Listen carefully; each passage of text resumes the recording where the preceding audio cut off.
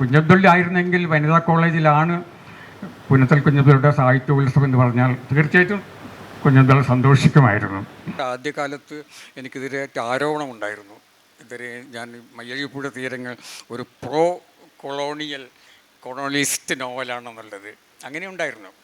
കാരണം കൊളോണിയൽസ് അധിനിവേശകരെ ഞാനതിൽ ഗ്ലോറിഫൈ ചെയ്തു എന്നുള്ളത്. പക്ഷേ ഗ്ലോറിഫൈ ചെയ്യുകയല്ല, അങ്ങനെയാണ് സംഭവിച്ചത്. അവിടെ എനിക്കൊരുപാട് എതിർപ്പുകളൊക്കെ ഉണ്ടായി. എൻ്റെ കോലമൊക്കെ കത്തിക്കുകയുണ്ടായി. രാത്രി പന്തം കൊളുത്തിക്കൊണ്ടൊരു ജാഥ പോവുകയാണ്.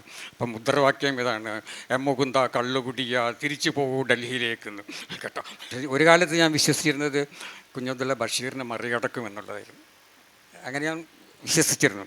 അങ്ങനെയുള്ളൊരു എഴുത്തുകാരൻ ഇതുപോലൊരു പതനം അത് വല്ലാതെ എന്നെ വിഷമിപ്പിച്ചിട്ടുണ്ട്. തീഹാർ ജയിലിൽ ഇനിയും കുറേ മുറികൾ ബാക്കിയുണ്ട്. അതുകൊണ്ട് ഭാഗ്യവശാൽ അങ്ങനെ ഒരു കാലത്ത് ജീവിക്കാൻ സാധിച്ചു. അത് ഞങ്ങളുടെയൊക്കെ തലമുറയുടെ ഭാഗ്യമാണ്. ചെങ്കടലിലൂടെയുള്ള രഹസ്യ സഞ്ചാരത്തെക്കുറിച്ച് AD 80 അജ്ഞാതനായ ഒരു ചരിത്രകാരൻ എഴുതിയ പുസ്തകമുണ്ട്. പെരിപ്ലസ് മാരിസ് എറിത്രയൻ എന്നാണ് ആ പുസ്തകത്തിൻ്റെ പേര്. അതിനകത്ത് മെലിസിഗാരെ എന്നൊരു തുറമുഖത്തെക്കുറിച്ച് പറയുന്നുണ്ട്. പെരിപ്ലസിലെ മെലിസിഗാരെയാണ് മയ്യഴി. മയ്യമെന്നാൽ മധ്യം എന്നാണ് അർത്ഥം. അഴി എന്നാൽ കടലും പുഴയും ചേരുന്ന ദേശമാണ്. ആ അർത്ഥത്തിൽ മയ്യഴി ഒരു ദ്വീപാണ്. അധിനിവേശത്തിനും വിമോചനത്തിനുമിടയിലെ ത്രിശങ്കു സ്വർഗം എന്നൊക്കെ നമുക്ക് പറയാവുന്ന പോലെ ഫോക്കും ഫാൻറ്റസിയും കൊണ്ട് നിർമ്മിക്കപ്പെട്ട ഒരു ദേശമാണ് മയ്യഴി. ഇന്ന് മയ്യഴിയിൽ കാണുന്ന മനുഷ്യർ വെള്ളിയാങ്കല്ലിൽ നിന്ന് തുമ്പികളുടെ രൂപത്തിൽ പറന്നു വന്ന ആത്മാക്കളാണ്. അവരുടെ കഥ പറയാൻ അന്നും ഇന്നും മയ്യഴിക്കൊറ്റ മുകുന്ദനേയുള്ളൂ. റിയലിസത്തിൻ്റെ ആഖ്യാനത്തെ സമ്പൂർണമായി പൊളിച്ചടുക്കി ആധുനികതയെ മലയാളിക്ക് തന്നത് ആ മനുഷ്യനാണ്.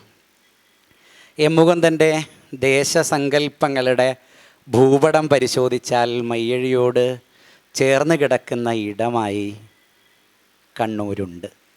അതുകൊണ്ട് കണ്ണൂർ 3-4 ദിവസമായി എം മുകുന്ദനെ ആഘോഷിക്കുന്നതിന് അങ്ങനെയൊരു പ്രസക്തി കൂടിയുണ്ട് എന്നാണ് എനിക്ക് തോന്നുന്നത്. ഇവിടെ ഇങ്ങനെ തിങ്ങി നിറഞ്ഞിരിക്കുന്ന ആൾക്കൂട്ടത്തെ കാണുമ്പോൾ പണ്ട് ഫ്രാൻസിൽ നിന്ന് കൊണ്ടുവന്ന മൂപ്പൻ സാഹിബിൻ്റെ കണ്ണാടി പോലുള്ള കാറ് കാണാൻ തിങ്ങിക്കൂടിയ മയ്യഴി മക്കളെയാണ് എനിക്ക് ഓർമ്മ വരുന്നത്. ഓർമ്മയാണ് എന്നെ സംബന്ധിച്ചിടത്തോളം അടിമുടി എം മുകുന്ദൻ എന്ന് പറയുന്ന പേര്. 3-4 ദിവസം ഇങ്ങനെ പലരാൽ പല രൂപത്തിൽ സെലിബ്രേറ്റ് ചെയ്യപ്പെടുമ്പോൾ ഓർമ്മകളായിരിക്കാം മുമ്പിലിരുന്ന് കേൾക്കുമ്പോഴും എം മുകുന്ദനിലൂടെ ഇങ്ങനെ കടന്നു പോകുന്നുണ്ടാവുക എന്നെനിക്ക് തോന്നുന്നുണ്ട്. കവിതകളായി, കഥകളായി പല തലമുറകൾ ഈ വേദിയിലിരുന്ന് തന്നെക്കുറിച്ച് പറയുമ്പോഴത്രയും പുറത്തു പറയാനാവാത്ത ഒരുപാടേറെ ഓർമ്മകളിലൂടെ ഇങ്ങനെ കടന്നുപോയ 2-3 ദിവസങ്ങളായിരിക്കും എം മുകുന്ദന് സംഭവിച്ചിട്ടുണ്ടാവുക. ഓർമ്മകളിൽ നിന്ന് നമുക്ക് തുടങ്ങാം. ഏതെല്ലാം ഓർമ്മകളുടെ മുകളിലാണ് ഈ നിമിഷം മുകുന്ദേട്ടൻ ഇരിക്കുന്നത്? ആമുഖമായിട്ട് ഒരു ചെറിയ കാര്യം പറയാം. അതായത് നമ്മൾ 2 വർഷം മുമ്പ് നോബൽ പ്രൈസ് കിട്ടിയ, സാഹിത്യത്തിന് നോബൽ പ്രൈസ് കിട്ടിയ ആനി എർണോ, ഫ്രഞ്ച് എഴുത്തുകാരിയാണ്. അവരൊരു ബേക്കറിയിൽ ബ്രെഡ് വാങ്ങാൻ പോകുമ്പോഴാണ് ഈ ഒരു ഫോൺ കോൾ വരുന്നത്, നിങ്ങൾക്ക് നോബൽ സമ്മാനം കിട്ടിയെന്ന്. അപ്പോഴേക്കൊരു വളരെ സന്തോഷം. അപ്പോഴവർ വീട്ടിലെത്തുമ്പോഴേക്കും ഒരുപാട് ആളുകൾ അവിടെ വന്നുചേർന്നിരിക്കുന്നു ഇവരെ അനുമോദിക്കാൻ. കൂട്ടത്തിൽ എഴുതി തുടങ്ങുന്ന ഒരു പെൺകുട്ടി ഉണ്ടായിരുന്നു. അപ്പോൾ പെൺകുട്ടി അവരോട് ചോദിച്ചു, എന്താണ് എനിക്ക് തരാനുള്ള ഉപദേശം എന്ന് കേട്ടാ. നിങ്ങൾക്ക് നൊബേൽ സമ്മാനം കിട്ടി, നിങ്ങളൊരു വലിയ എഴുത്തുകാരിയായി എഴുതി തുടങ്ങുന്ന എനിക്ക് എന്താണ് ഉപദേശം നൽകാനുള്ളതെന്ന്. അപ്പോൾ അവർ ഈ ആനി എർണോ പറഞ്ഞു, നിനക്കിഷ്ടമുള്ളതുപോലെ എഴുതാം, നിനക്കിഷ്ടമുള്ളത് എഴുതാം, ഇഷ്ടമുള്ളതുപോലെ എഴുതാം, എന്ത് വേണമെങ്കിലും എഴുതാം, പക്ഷേ നീ സത്യസന്ധമായി മാത്രം എഴുതണം, സത്യം മാത്രം പറയണം എന്നുള്ളത്. അപ്പോൾ ഞാനിങ്ങനെ ഇടയ്ക്ക് പലരെയും പിന്നെ പരിഹസിച്ചിട്ടുണ്ട്, ക്ഷോഭിപ്പിച്ചിട്ടുണ്ട്, കളിയാക്കിയിട്ടുണ്ട്, ശല്യപ്പെടുത്തിയിട്ടുണ്ട്. ഇപ്പം ദിനോസറുകളുടെ കാലം എന്ന കഥയിൽ ഗോവിന്ദമ്മാവിനെ ഒരുപാട് ശല്യപ്പെടുത്തിയിട്ടുണ്ട്. പക്ഷേ ഈ ചെയ്തതൊക്കെയും സത്യസന്ധമാണ്, സത്യസന്ധമായിട്ട് മാത്രം ചെയ്തതാണ്. ഞാൻ ആരെങ്കിലും ശകാരിക്കുമ്പോഴോ പരിഹസിക്കുമ്പോഴോ അല്ലെങ്കിൽ മുറിവേൽപ്പിക്കുമ്പോഴോ അതൊക്കെ സത്യസന്ധമാണ്. ഇത് ആമുഖമായി പറഞ്ഞതാണ്. ഇനി ഓർമ്മകൾ. ഇപ്പോൾ കഴിഞ്ഞ 2-3 ദിവസമായിട്ട് പിന്നെ ഞാനാകെ ഓർമ്മകളായി മാറുകയാണ്. ചലിക്കുന്ന അല്ലെങ്കിൽ കിടക്കുന്ന ഓർമ്മകൾ കൊണ്ട് തീർത്തൊരു മനുഷ്യനായിട്ട് മാറിയിരിക്കുകയാണ്. അത്രയധികം ഒരു തരം നോസ്റ്റാൾജിയ ഇവിടെ ഞാൻ അനുഭവിച്ചു. അതിനുള്ള കാരണം പിന്നെ പഴയ കഥകളാണ് എല്ലാവരും പറയുന്നത്. 62 വർഷമായി എഴുതുന്നു, 60 വർഷമായി എഴുതുന്നു. അപ്പം സ്വാഭാവികമായിട്ടും 60 വർഷം എന്ന് പറയുമ്പോൾ അത്രയും ഓർമ്മകൾ ഒഴുകി വരികയാണ് ചെയ്യുന്നത്. അപ്പോൾ ഓർമ്മകളിൽ താഴ്ന്ന ഒരവസ്ഥയാണ് ഇപ്പോഴെനിക്കുള്ളത്. പിന്നെ ഓർമ്മകൾ തന്നെയാണല്ലോ നമ്മുടെ എഴുത്ത് എന്നുള്ളത്. ഓർക്കുന്ന കാര്യങ്ങളാണ് നമ്മൾ എഴുതുന്നത്. അപ്പോൾ എനിക്ക് ആകെ പിന്നെ ഓർമ്മകളെക്കുറിച്ച് പറയുമ്പോൾ എനിക്ക് എപ്പോഴും ഞാൻ എന്നോട് തന്നെ ചോദിക്കുന്ന ഒരു ചോദ്യമുണ്ട്. അത് ഈ 60 വർഷം നീ എഴുതി, ഒരുപാട് കഥകളെഴുതി, നോവലുകൾ എഴുതി, പക്ഷെ നീ ആരെയെങ്കിലും വേദനിപ്പിച്ചിട്ടുണ്ടോ എന്ന് ഞാൻ എന്നോട് തന്നെ ചോദിക്കുന്നു. അങ്ങനെ ചോദിക്കുന്ന അതിനൊരു ഉത്തരം നീ വേദനിപ്പിച്ചിട്ടുണ്ട് എന്നാണെങ്കിൽ ഞാൻ വിചാരിക്കുന്നത് എൻ്റെ എഴുത്ത് നിലനിൽക്കില്ല എന്നുള്ളതാണ്. ആരെങ്കിലും വേദനിപ്പിച്ചുകൊണ്ട് ഒരു എഴുത്തുകാരൻ എഴുതുമ്പോൾ ആ എഴുത്ത് നിലനിൽക്കുമെന്ന് എനിക്ക് തോന്നുന്നില്ല.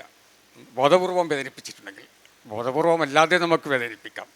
അപ്പം ഇങ്ങനെയുള്ള എല്ലാ ചോദ്യങ്ങളാണ് ഞാൻ ഇപ്പോൾ ചോദിക്കുന്നത്.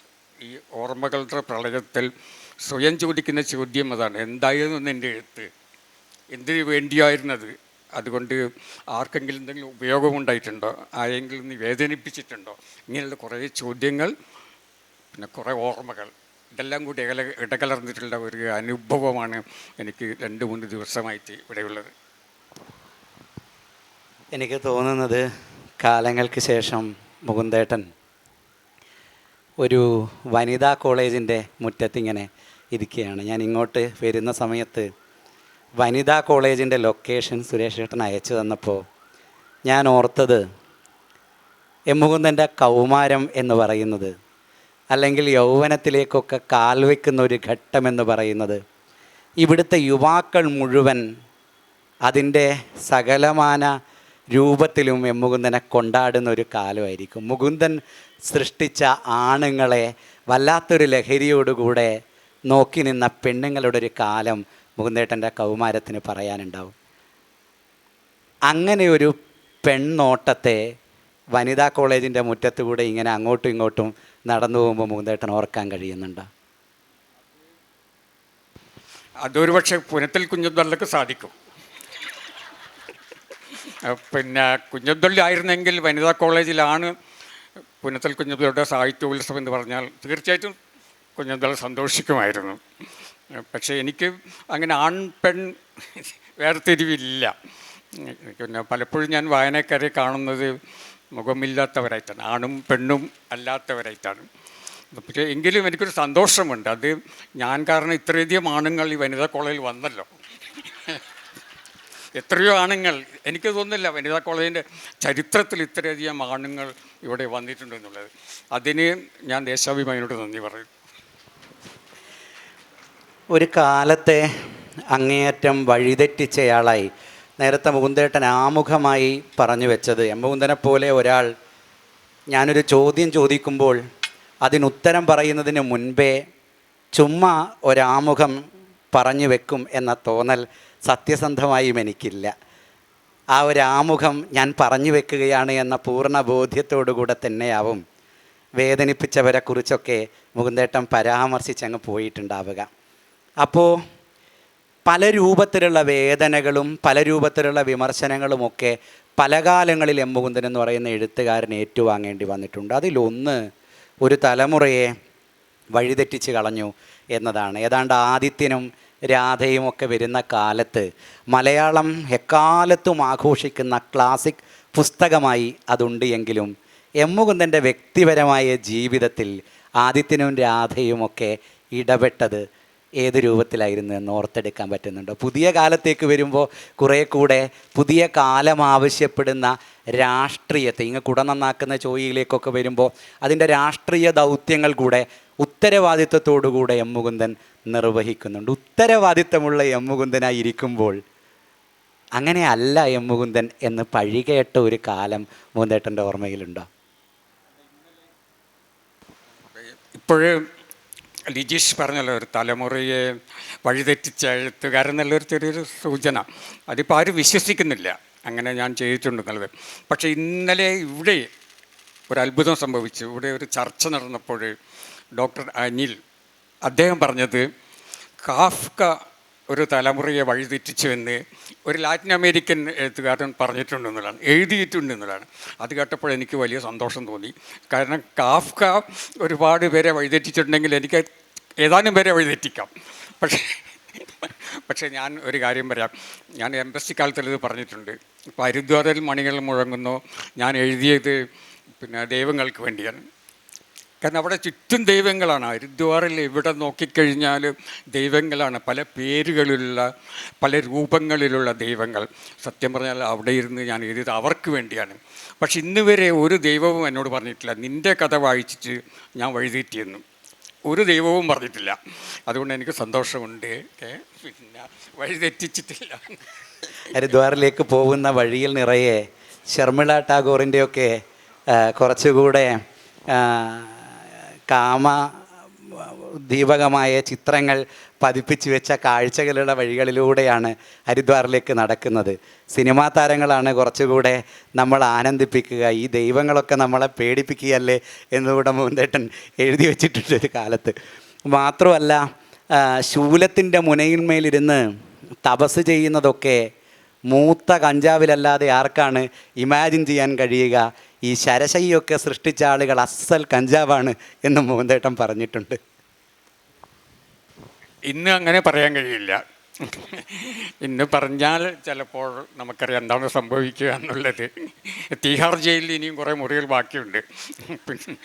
അതുകൊണ്ട് ഭാഗ്യവശാൽ അങ്ങനെ ഒരു കാലത്ത് ജീവിക്കാൻ സാധിച്ചു. അത് ഞങ്ങളുടെയൊക്കെ തലമുറയുടെ ഭാഗ്യമാണ്. ഇപ്പം ഒ വിജയനായാലും വി കെ ആയാലും ഞാനും ഒക്കെ ഞങ്ങൾക്ക് പറയാനുള്ള കാര്യങ്ങൾ പറയാൻ കഴിഞ്ഞിരുന്നു. ഇന്നത് സാധിക്കില്ല പോലും എനിക്ക് തോന്നുന്നത് ഇന്ന് എനിക്ക് എഴുതാൻ കഴിയില്ല എന്നുള്ളത്. ഞാൻ എഴുതാൻ കഴിയുമായിരിക്കും, പക്ഷെ അതിന് വലിയ ഭവിഷ്യത്തുകൾ ഉണ്ടാകും.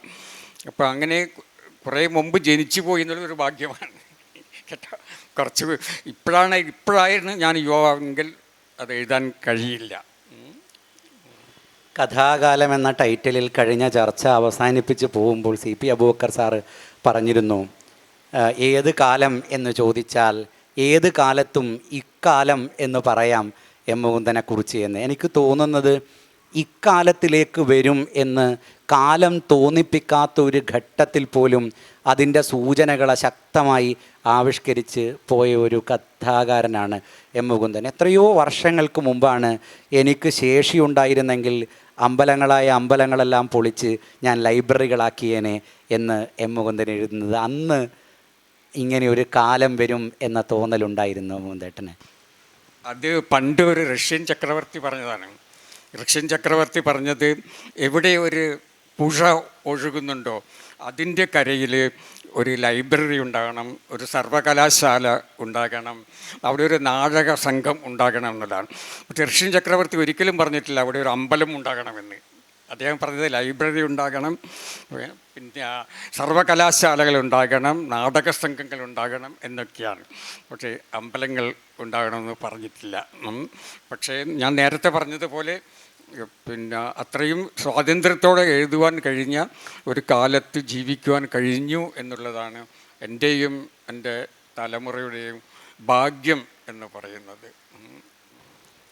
ആ കാലത്തെ മലയാള കഥയിൽ, മലയാള നോവലുകളിൽ നാം കണ്ടു ശീലിച്ചു പോരുന്ന പരിസ്ഥിതി ആയിരുന്നില്ല എം മുകുന്ദൻ്റെ നോവലുകളിലും കഥകളിലും ഒന്നും അക്കാലത്ത് ഞങ്ങൾ കണ്ടത്. അത് ഹരിദ്വാറിനെ കുറിച്ച് പറഞ്ഞാലും, ആദിത്യനും രാധയും മറ്റു ചിലരും പറഞ്ഞാലും, അത് ആവിലായിലെ സൂര്യോദയത്തിനെ കുറിച്ച് പറഞ്ഞാലും, നമുക്ക് മയ്യഴിപ്പുഴയെ അങ്ങ് മാറ്റിവെക്കാം. മയ്യഴിയുടെ കഥാകാരൻ എന്ന് എം മുകുന്ദനെ വിശേഷിപ്പിക്കുന്നത് പോലും അദ്ദേഹത്തെ ജീവിതത്തിലുടനീളം പരിമിതപ്പെടുത്തുന്നതാണ് എന്ന തോന്നൽ വ്യക്തിപരമായി എനിക്കുണ്ട്. മയ്യഴിയേക്കാൾ ഭീമാകാരമുണ്ട് എം മുകുന്ദൻ സൃഷ്ടിച്ച ഭൂമികയ്ക്ക് എന്ന തോന്നലും എനിക്കുണ്ട്. അതുകൊണ്ട് ആ ഇടങ്ങളിലെല്ലാം മുകുന്ദേട്ടൻ ആവിഷ്കരിച്ച കാഴ്ചകൾ അക്കാലത്തിൻ്റെ മലയാള സാഹിത്യത്തിന് പരിചിതമായ കാഴ്ചകളായിരുന്നില്ല. മലയാള ദേശത്തിൻ്റെ കാഴ്ചകൾ പോലും ആയിരുന്നില്ല. അത് ഫ്രഞ്ച് അധിനിവേശത്തിൻ്റെയാണോ, ദില്ലി പോലെയുള്ള ഒരു പരിസ്ഥിതി മുകുന്ദേട്ടനിലുണ്ടാക്കിയ സ്വാധീനമാണോ,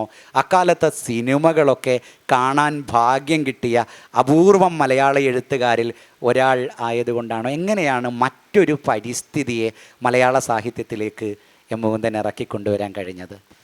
അത് പല വിധത്തിൽ നമുക്ക് വിശദീകരിക്കാം. ഒന്നാമതായിട്ട് ഞാൻ ഈ ചുറ്റുപാടുകളോട് പെട്ടെന്ന് തന്നെ പ്രതികരിക്കുന്ന ഒരാളാണ്.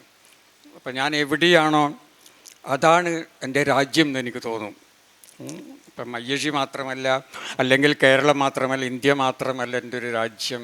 ഏതെങ്കിലും അറിയപ്പെടാത്തൊരു സ്ഥലത്ത്, ചെറിയൊരു സ്ഥലത്ത് ചെന്ന് 2-3 ദിവസം ജീവിക്കുമ്പോൾ എനിക്ക് തോന്നും അതാണ് എൻ്റെ നാട് എന്നുള്ളത്. ആ ഒരു തോന്നലിൽ നിന്നാണ്, ആ പരിസ്ഥിതിയോടുള്ള ഇതുപോലുള്ള ഒരു ആത്മബന്ധം, പെട്ടെന്നുണ്ടാകുന്ന ഒരു ആത്മബന്ധത്തിൽ നിന്നാണ് ഈ ഹരിദ്വാർ പോലുള്ളൊരു നോവൽ എഴുതാൻ കഴിയുന്നത്. പലരും എന്നോട് ചോദിച്ചിട്ടുണ്ട് എങ്ങനെ നിങ്ങൾക്കിത് സാധിച്ചു എന്നുള്ളതാണ്. 1-2 പ്രാവശ്യം ഒരു സ്ഥലത്തേക്ക് പോകുമ്പോഴേക്ക് അതിൻ്റെ ആത്മാവ്, അതിനെ സാംശീകരിക്കുക, പിന്നെ അതിൻ്റെ വർണ്ണങ്ങൾ, ഗന്ധങ്ങൾ, ചലനങ്ങൾ, അതൊക്കെ ഒപ്പിയെടുക്കുക, അതെങ്ങനെ സാധിച്ചു എന്നുള്ളത്. അതിനുള്ള കാരണം ഇത് തന്നെയാണ്. എവിടെ പോയി കഴിഞ്ഞാലും എനിക്ക് തോന്നും ഇതാണ് എൻ്റെ നാട് എന്നുള്ളത്. പിന്നെ മറ്റൊന്ന്, ഈ അതിൻ്റെ കൂടെ കൂട്ടിച്ചേർത്ത് വായിക്കാവുന്ന ഒന്നാണ് ഇപ്പം എൻ്റെ അനുഭവങ്ങൾ എന്ന് പറയുന്നത്. ഇപ്പം നമ്മളുടെ അവബോധം എന്നുള്ളത് വാസ്തവത്തിൽ നമ്മൾ കാണുന്നതും കേൾക്കുന്നതും സ്പർശിക്കുന്നതുമൊക്കെയാണ്. ഇതൊന്നും നമ്മളൊന്നും കണ്ടിട്ടില്ല, നമ്മളൊന്നും സ്പർശിച്ചിട്ടില്ല, നമ്മളൊന്നും മണത്തിട്ടില്ല. അങ്ങനെയാണെങ്കിൽ നമ്മുടെ അവബോധം ശൂന്യമായിരിക്കും. അപ്പോൾ എനിക്കാണെങ്കിൽ ഒരുപാട് മണങ്ങൾ അറിയാൻ സാധിച്ചു. ഫ്രാൻസിലെ ചെറിയ ഇഷ്ടിക പാകിയിട്ടുള്ള ചെറിയ വഴികളുണ്ട്. അതിൽ കൂടെ രാവിലെ നടക്കുമ്പോൾ ഈ അപ്പം ചുടുന്ന മണം വരും കേട്ടോ. ബേക്കറിയിൽ നിന്ന് അപ്പം ചുടുന്ന ഒരു മണം വരാനുണ്ട്. അപ്പം ഞാനിങ്ങനെയാണ്, മണത്തിൽ കൂടെയാണ് ഞാൻ പലപ്പോഴും ഒരു സ്ഥലത്തിനെ കണ്ടെത്തുന്നത്. അതുപോലെ ചില സ്ഥലത്ത് വർണ്ണങ്ങളുണ്ടാകും. അപ്പം ഇങ്ങനെ ഞാൻ കണ്ടിട്ടുള്ള വർണ്ണങ്ങൾ, ഞാൻ മണത്തിട്ടുള്ള മണങ്ങൾ, ഞാൻ തൊട്ടിട്ടുള്ള സ്പർശങ്ങൾ, ഇതൊക്കെയാണ് എൻ്റെ ഈ ഒരു പുതിയ ഭൂമിയെ സൃഷ്ടിക്കാൻ സഹായിച്ചിട്ടുള്ളത്. ഒരു ഭാഗത്ത് ഞാൻ എവിടെയെങ്കിലും ചെല്ലുമ്പോൾ ഇതെൻ്റെ നാടാണ്, ഇവിടെയാണ് ജനിച്ചതെന്നുള്ള ആ ഒരു തോന്നൽ. മറുഭാഗത്ത് ഈ പറഞ്ഞതുപോലെ ചുറ്റുപാടുകളെ സാംശീകരിച്ചുകൊണ്ടുണ്ടാക്കുന്ന, എൻ്റെ ഉള്ളിൽ ഞാനറിയാതെ വളർന്നു വരുന്ന ഒരു ഭൂമിക. ഇത് രണ്ടും കൂടിച്ചേരുമ്പോഴാണ് ഹരിദ്വാറിൽ മണികൾ മുഴങ്ങുന്ന പോലുള്ള ഒരു സ്ഥലം, ഒരു ഭൂമിക, ഒരു നോവൽ ഭൂമിക ഉണ്ടാകുന്നത്. പിന്നീട് ചിന്തകളിൽ കൂടെ ഉണ്ടാകാം. ഇതിനപ്പുറത്ത് ചിന്തകളിൽ കൂടെ രൂപം കൊള്ളുന്നൊരു ഭൂമികയുണ്ട്. അതിൽ മറ്റു പലതും ഉണ്ടാകാം. ആദിത്യനും രാധയും എന്ന നോവലിനെ കുറിച്ച് ഇവിടെ പലരും പരാമർശിക്കുകയുണ്ടായി. അതിൽ ചിന്തകളുടെ ഒരുപാട് അംശങ്ങളുണ്ട്. ഇപ്പം ഞാനതിങ്ങനെ ആലോചിച്ച് ഒരിക്കൽ സ്പേസ് ഇല്ലെങ്കിൽ എന്ത് സംഭവിക്കുന്നുള്ളത്, അല്ലെങ്കിൽ സമയം ഇല്ലെങ്കിൽ, കാലം ഇല്ലെങ്കിൽ എന്ത് സംഭവിക്കും, നമുക്ക് പിറകോട്ട് നടക്കാൻ പറ്റിയിട്ട് എന്ത് സംഭവിക്കും. ഇപ്പം നമ്മളിപ്പോൾ മെയ് മാസത്തിലാണ്, നമുക്ക് ഏപ്രിൽ മാസത്തിലേക്ക് നടക്കാൻ കഴിഞ്ഞാൽ എന്ത് സംഭവിക്കും. ഇങ്ങനെയുള്ള കുറേ കാര്യങ്ങൾ ചിന്തിക്കുകയും ഞാനങ്ങനെ ഒരു ദിവസം നാലാപ്പാട്ട് നാരായണ മേനോൻ്റെ ആർഷജ്ഞാനം എന്ന പുസ്തകത്തിലേക്ക് പോയി തലകുത്തി വീഴുകയും ചെയ്തു. ഈ ആർഷജ്ഞാനം എന്നുള്ള പുസ്തകം അത്ഭുതകരമാണ്. കാലത്തെക്കുറിച്ചുള്ള അതിനുള്ള നിർവചനങ്ങൾ, ചില മന്വന്തരം എന്നൊക്കെ പറയുമ്പോഴുണ്ടല്ലോ, അത് എത്രയോ ലക്ഷം കോടിക്കണക്കിന് വർഷങ്ങളാണ് കേട്ടോ. ഈ കാലസങ്കല്പങ്ങൾ അത് എന്നെ പരിഭ്രമിപ്പിച്ചു. അപ്പോൾ ഇതൊക്കെ കൂടിയിട്ട് ഇതാണ് അതിൻ്റെ ആദിത്യനും രാധയും എന്ന നോവലിൻ്റെ ബൗദ്ധികമായിട്ടുള്ള പരിസരം. ഇതാണ് ഈ ആർഷജ്ഞാനത്തിൽ നിന്നൊക്കെ കിട്ടിയിട്ടുള്ള സമയത്തെക്കുറിച്ചുള്ള, കാലത്തെക്കുറിച്ചുള്ളൊരു അവബോധം. പിന്നെ അതിൻ്റെ അപ്പുറത്ത് പെയിൻറ്റിങ്. ഈ നമ്മൾ ആദിത്യനും രാധയിലും മുഴുവൻ പെയിൻറ്റിങ് ആണ്. അത് ഞാൻ കണ്ടിട്ടുള്ള പെയിൻറ്റിങ് എക്സിബിഷൻസിൽ നിന്നും ഞാൻ വായിച്ചിട്ടുള്ള പെയിൻറ്റിങ് പുസ്തകങ്ങൾ അതിൽ നിന്നൊക്കെ കിട്ടിയിട്ടുള്ളതാണ്. അപ്പോൾ നമുക്ക് എഴുതണമെങ്കിൽ നമുക്കിതുപോലെ ഒരുപാട് അനുഭവങ്ങൾ ഉണ്ടാകണം. അല്ലെങ്കിൽ നമുക്ക് വ്യത്യസ്തമായ രീതിയിൽ എഴുതുവാൻ കഴിയില്ല. ഇപ്പം ഞാൻ മയ്യഴിയിലാണ് ജീവിച്ചിരുന്നതെങ്കിൽ എനിക്കൊരിക്കലും ആദിത്യനും രാധയും പോലുള്ളൊരു നോവൽ എഴുതാൻ സാധിക്കില്ല. അപ്പോൾ നമ്മൾ എവിടെ ജനിക്കുന്നു എന്നുള്ളത് വളരെ പ്രധാനമാണ്. അനുഭവങ്ങളുടെ വ്യത്യസ്തതയാണ് ആവിഷ്കാരത്തിലെ വ്യത്യസ്തതയിലേക്ക് എത്തിച്ചത് എന്ന് പറയുമ്പോൾ, ഏറ്റവും പുതിയ കാലം ഒരു പുതിയ രാഷ്ട്രീയം എന്ന പോലെ മുന്നോട്ട് വെക്കുന്ന ആശയങ്ങളെപ്പോലും വളരെ ലളിതമായി എം മുകുന്ദൻ്റെ കഥകളിൽ ഏതോ കാലത്ത് ആവിഷ്കരിച്ചു പോയിട്ടുണ്ട്. ആതിഥേയ ക്ഷേത്രത്തിൽ വെച്ച് ഞാൻ ശിവനെയും ശശിയെയും മംഗലം കഴിക്കുമെന്ന് പറയുന്ന എൽസിയെ എനിക്ക് ഓർമ്മ വരികയാണ്. രണ്ടാണുങ്ങളെ എനിക്ക് മംഗലം കഴിക്കണമെന്ന് പറയുന്ന ഒരു പെണ്ണിനെ പുതിയ കാലം അത്ര കൗതുകത്തോടുകൂടെ നോക്കാനിടയില്ല. പക്ഷേ എം മുകുന്ദൻ എഴുതിയ കൗമാരകാലം അതിനെ സങ്കല്പിക്കാൻ പോലും ഇടയില്ല എന്നാണ് എനിക്ക് തോന്നുന്നത്. ഏത് അനുഭവങ്ങളുടെ പശ്ചാത്തലമാണ് അത്തരം കഥാപാത്രങ്ങളെ സൃഷ്ടിക്കാൻ മുകുന്ദേട്ടനെ സഹായിച്ചിട്ടുണ്ടാവുക? ഇങ്ങനെ രണ്ടുപേര് എൽസിയാണല്ലോ പറയുന്നത്. ദൈവത്തിൻ്റെ വികൃതികളിൽ എൽസിയുടെ ആഗ്രഹം ശിവനെയും ഇവരെ രണ്ടുപേരെയും പിന്നെ സഹോദരന്മാരെ കല്യാണം കഴിക്കുക എന്നുള്ളതാണ്. അപ്പോൾ വാസ്തവത്തിൽ ഡൽഹിയിൽ അങ്ങനെ ഒരാളുണ്ടായിരുന്നു. അയാളുടെ പേര് പറയാൻ പറ്റുമെന്ന് എനിക്കറിയില്ല. പിന്നെ രാജാ റെഡ്ഡി എന്നുള്ളത് നമ്മളെ കുച്ചിപ്പുടി നൃത്തത്തെ പിന്നെ ഇന്ത്യയുടെ അതിരുകൾ കടർത്തി കൊണ്ടുപോയ ഒരാളാണ്. കുച്ചിപ്പുടി നൃത്തത്തെ ലോകം മുഴുവനും അറിയുന്നത് ഇദ്ദേഹം കൃഷ്ണവർണ്ണനാണ്, കറുത്തിട്ടാണ് ഈ രാജാ റെഡ്ഡി. അപ്പോൾ ഈ രാജാ റെഡ്ഡി അതൊരു കഥയാണ്, ഞാനത് എംബസി കാലത്തിൽ പറഞ്ഞിട്ടുണ്ട്. അപ്പോൾ ഞങ്ങളുടെ ഓഫീസിൽ സാധാരണ ഈ ഡിന്നറൊക്കെ ഉണ്ടാകുമ്പോഴേ നമ്മൾ കാർഡിൽ എഴുതുന്നത് പിന്നെ Mr and Mrs Rajeesh Kumar എന്നാണ് എഴുതുക. അതുപോലെ Mr and Mrs Raja Reddy എന്നെഴുതി. അപ്പോൾ ഇയാൾ എന്ത് ചെയ്തെന്ന് വെച്ചാൽ ഒരു ദിവസം അവിടെ രാത്രി ഡിന്നറിന് വരുമ്പോൾ വലത്ത് ഭാഗത്ത് ഒരു സ്ത്രീ, ഇടത് ഭാഗത്ത് വേറൊരു സ്ത്രീ, അങ്ങനെയാണ് ഈ രാജാ റെഡ്ഡി പിന്നെ ഡിന്നറിന് വരുന്നത്. അപ്പോഴവിടെ സെക്യൂരിറ്റിക്കാർ തടഞ്ഞു നിർത്തി. കാരണം കാർഡ് നോക്കുമ്പോഴത് മിസ്റ്റർ ആൻഡ് മിസ്സിസ് എന്നേ ഉള്ളൂ, മിസ്സിസ് ഒന്നല്ലേ ഉണ്ടാവുള്ളൂ. അപ്പോൾ സംഭവിച്ചെന്താണെന്ന് വെച്ചാൽ ഇയാൾക്ക് 2 ഭാര്യമാരുണ്ട്. രാധാ റെഡ്ഡി മറ്റേ ഈ 2 റെഡ്ഡിമാരും ഇദ്ദേഹത്തിൻ്റെ 2 പേരും ഇദ്ദേഹത്തിൻ്റെ ഭാര്യമാരാണ്. അപ്പോൾ അങ്ങനെ അതിൽ നിന്നാണ് ഈ ഒരു സങ്കല്പം വരുന്നത്. ഞാൻ അന്ന് ഈ രാജാ റെഡ്ഡി അവിടെ വന്നിങ്ങനെ അവിടുത്തെ സെക്യൂരിറ്റിക്കാർ വരെ പിന്നെ തടഞ്ഞു നിർത്തിയപ്പോൾ ഞാനാണ് അവിടെ പോയിട്ട് പറഞ്ഞു കൊടുത്തത്. ഞാൻ സായിപ്പനോട് പറഞ്ഞു ഇത് 2 പേരും ഇദ്ദേഹത്തിൻ്റെ ഭാര്യമാരാണെന്ന്. അപ്പോൾ സായിപ്പനോട് പറഞ്ഞു ഭാഗ്യവാനും ഇയാളെ കുറിച്ച് കേട്ടോ. അതെൻ്റെ മനസ്സിൽ എവിടെയോ കിടന്നിട്ട് അതിൽ നിന്നാണ് ഈ ഒരു ഇത് വരുന്നത്. ഈ 2 പേരെയും കല്യാണം കഴിക്കാൻ വേണ്ടി ഒരു പെൺകുട്ടി മോഹിക്കും. മറ്റതിൻ്റെ വിപരീതം. അപ്പോൾ ഇത് എന്തുകൊണ്ടാണ് പറയുന്നത് വെച്ചാൽ നമ്മൾ എഴുതുന്നത് വളരെ നിസ്സാരമായിട്ടുള്ളൊരു വാചകമായിരിക്കും, നിസ്സാരമായിട്ടുള്ളൊരു ആശയമായിരിക്കും. പക്ഷെ അതിൻ്റെ പിറകിൽ നമ്മൾ സഞ്ചരിച്ചിങ്ങനെ പോയാൽ ഈ പറഞ്ഞതുപോലെ എവിടെയെങ്കിലും എന്തെങ്കിലും ഉണ്ടാവും. അതിൽ നിന്നാണ് നമുക്കൊരാശയം വരുന്നത്, ഒരു ഇമേജ് വരുന്നത്, ഒരു കഥ വരുന്നത്. ഒന്നും ശൂന്യതയിൽ നിന്നുണ്ടാകുന്നില്ല. എൻ്റെ അനുഭവമാണത്. ഞാനതുകൊണ്ട് പലപ്പോഴും ഇങ്ങനെ പിറകോട്ട് പോകാൻ നോക്കും. കുറേയധികം പോകുമ്പോഴും നമുക്ക് മനസ്സിലാവും എവിടെ നിന്നാണ് ഈ ഒരു ആശയം നമുക്ക് കിട്ടിയതെന്നുള്ളത്. അത് ഞാൻ ഒരു ഉദാഹരണമായി പറഞ്ഞു എന്നുള്ളത്. അപ്പോൾ ദില്ലിയിലൊക്കെ പരിചയപ്പെട്ട ഇത്തരം മനുഷ്യരും ഇത്തരം കാഴ്ചകളുമൊക്കെയാണ് ഈ അക്കാലത്തെ കഥകളിലേക്ക് കടന്നു വന്നതെങ്കിൽ തീർച്ചയായും അന്ന് എം മുകുന്ദൻ സകല പ്രതാപത്തോടുകൂടെയും ആവിഷ്കരിച്ച ലഹരിയുടെ രൂപങ്ങളെല്ലാം മുകുന്ദേട്ടൻ പല രീതിയിൽ കടന്നുപോയ കാഴ്ചകളുടെ പരിസരത്തെവിടെയോ പറ്റിക്കിടന്നിട്ടുണ്ടാവും. എങ്ങനെയാണ് ലഹരി നിറഞ്ഞ ഒരു ദില്ലിക്കാലത്തെ മുകുന്ദേട്ടൻ ഓർമ്മിക്കുന്നത്? അത് പിന്നെ നമ്മൾ 60കളിൽ പിന്നെ ഡൽഹിയിൽ സാധാരണയായിട്ട് കാണുന്ന ഒരു കാഴ്ചയായിരുന്നു അത്. ഈ ലഹരിക്കടിമയായിട്ടുള്ള യുവാക്കൾ പിന്നെ അന്നൊരു ലോകത്തിൽ മുഴുവൻ ഒരു ഇതുണ്ടായിരുന്നു, ഒരു ക്രൈസിസ് ഉണ്ടായിരുന്നു. ചെറുപ്പക്കാർ പിന്നെ കൂടുതലും ഫ്രാൻസിൽ നിന്നൊക്കെയാണ്, യൂറോപ്പിൽ നിന്നാണ് കൂടുതലും നിരാശാഭരിതരായിട്ടുള്ള ചെറുപ്പക്കാർ ഇങ്ങനെ യാത്ര ചെയ്ത് നേപ്പാൾ വഴി ഇന്ത്യയിലേക്ക് വന്നിരുന്നത്. അവിടെ നേപ്പാളിൽ ധാരാളമായിട്ട് ഈ ഇത് കിട്ടും, മയക്കുമരുന്ന്, കഞ്ചാവ് കിട്ടും, അങ്ങനെയുള്ളത് അതൊക്കെ കിട്ടും. അതൊക്കെ അതിന് പുറമെ ഡൽഹിയിലത് വളരെ സുലഭമായിരുന്നു. ഞാൻ എൻ്റെ നോവലുകളൊക്കെ പറയുന്നുണ്ട്, കുത്തബ് റോഡ് എന്നുള്ളൊരു റോഡ്, അവിടെ അത് സുലഭമായിട്ട് കിട്ടുമായിരുന്നു. അപ്പോൾ ഞാൻ അവിടെ ചെല്ലുന്ന കാലത്ത് പിന്നെ ഇങ്ങനെയുള്ള ആളുകൾ, വളരെ നിരാശാഭരിതരായിട്ടുള്ള വിദേശികളും തദ്ദേശികളുമായിട്ടുള്ള യുവാക്കളും യുവതികളും ഇങ്ങനെ ഈ ബങ് പോലുള്ള മയക്കുമരുന്നിന് അടിമയായിട്ട് നടക്കുന്നത് ഞാൻ കണ്ടിട്ടുണ്ട്. അവിടെ കണ്ടിട്ടുണ്ട് ധാരാളമായിട്ട്. പിന്നെ അതിന് പുറമെയാണ് ഞാൻ പിന്നെ ഹരിദ്വാറിൽ പോയപ്പോൾ അവിടെയും ഇപ്പം നമ്മൾ പറയുന്നത് യുവാക്കളും യുവതികളും പിന്നെ ഇങ്ങനെയുള്ള മയക്കുമരുന്ന് ഉപയോഗിക്കുമ്പോൾ നമ്മളവരെ വിമർശിക്കുന്നുണ്ട്. പക്ഷേ പിന്നെ സന്യാസിമാർ ഉപയോഗിച്ചിട്ടുണ്ടല്ലോ. പഴയ കാലത്തിൽ മഹാഭാരതത്തിലൊക്കെ പറയുന്നുണ്ട്, അക്കാലത്ത് സന്യാസിമാർ ഒരു അതിഥി വീട്ടിൽ വന്നു കഴിഞ്ഞാൽ ഇതുപോലുള്ള ഭംഗ് കൊടുക്കുമായിരുന്നു എന്ന് പറയുന്നുണ്ട്. അപ്പം ഞാനിവിടെ പിന്നെ ഹരിദ്വാറിൽ കണ്ടത് ഒരനുഭവം, പിന്നെ രാത്രി ഇങ്ങനെ നടന്നപ്പോൾ, ഈ ഗംഗാനദിയുടെ തീരത്ത് കൂടെ രാത്രി നടന്നപ്പോൾ നിശബ്ദതയാണ്, എവിടെയും ഒരു മനുഷ്യനില്ല. അപ്പോൾ ഞാൻ ദൂരത്ത് നോക്കുമ്പോൾ പിന്നെ ഒരു തീ കത്തുന്ന അവിടെ ഇങ്ങനെ.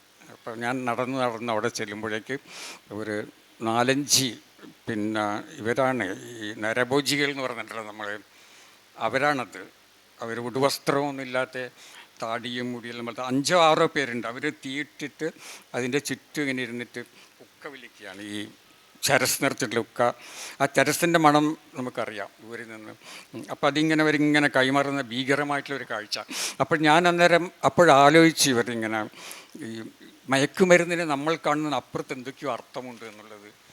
മയക്കുമരുന്ന് ഇപ്പം കഞ്ചാവ് ചരസൊക്കെ വെറുതെ നേരം പോക്കിന് വലിക്കുന്നതല്ല, അതൊരു ഇതുപോലുള്ള ഈ നരഭോജികളെ പോലുള്ള ആളുകളുണ്ടല്ലോ, അവരത് വലിക്കുന്നതിൻ്റെ അർത്ഥം അതിൽ എന്തോ ഉണ്ട് എന്നുള്ളതാണ്.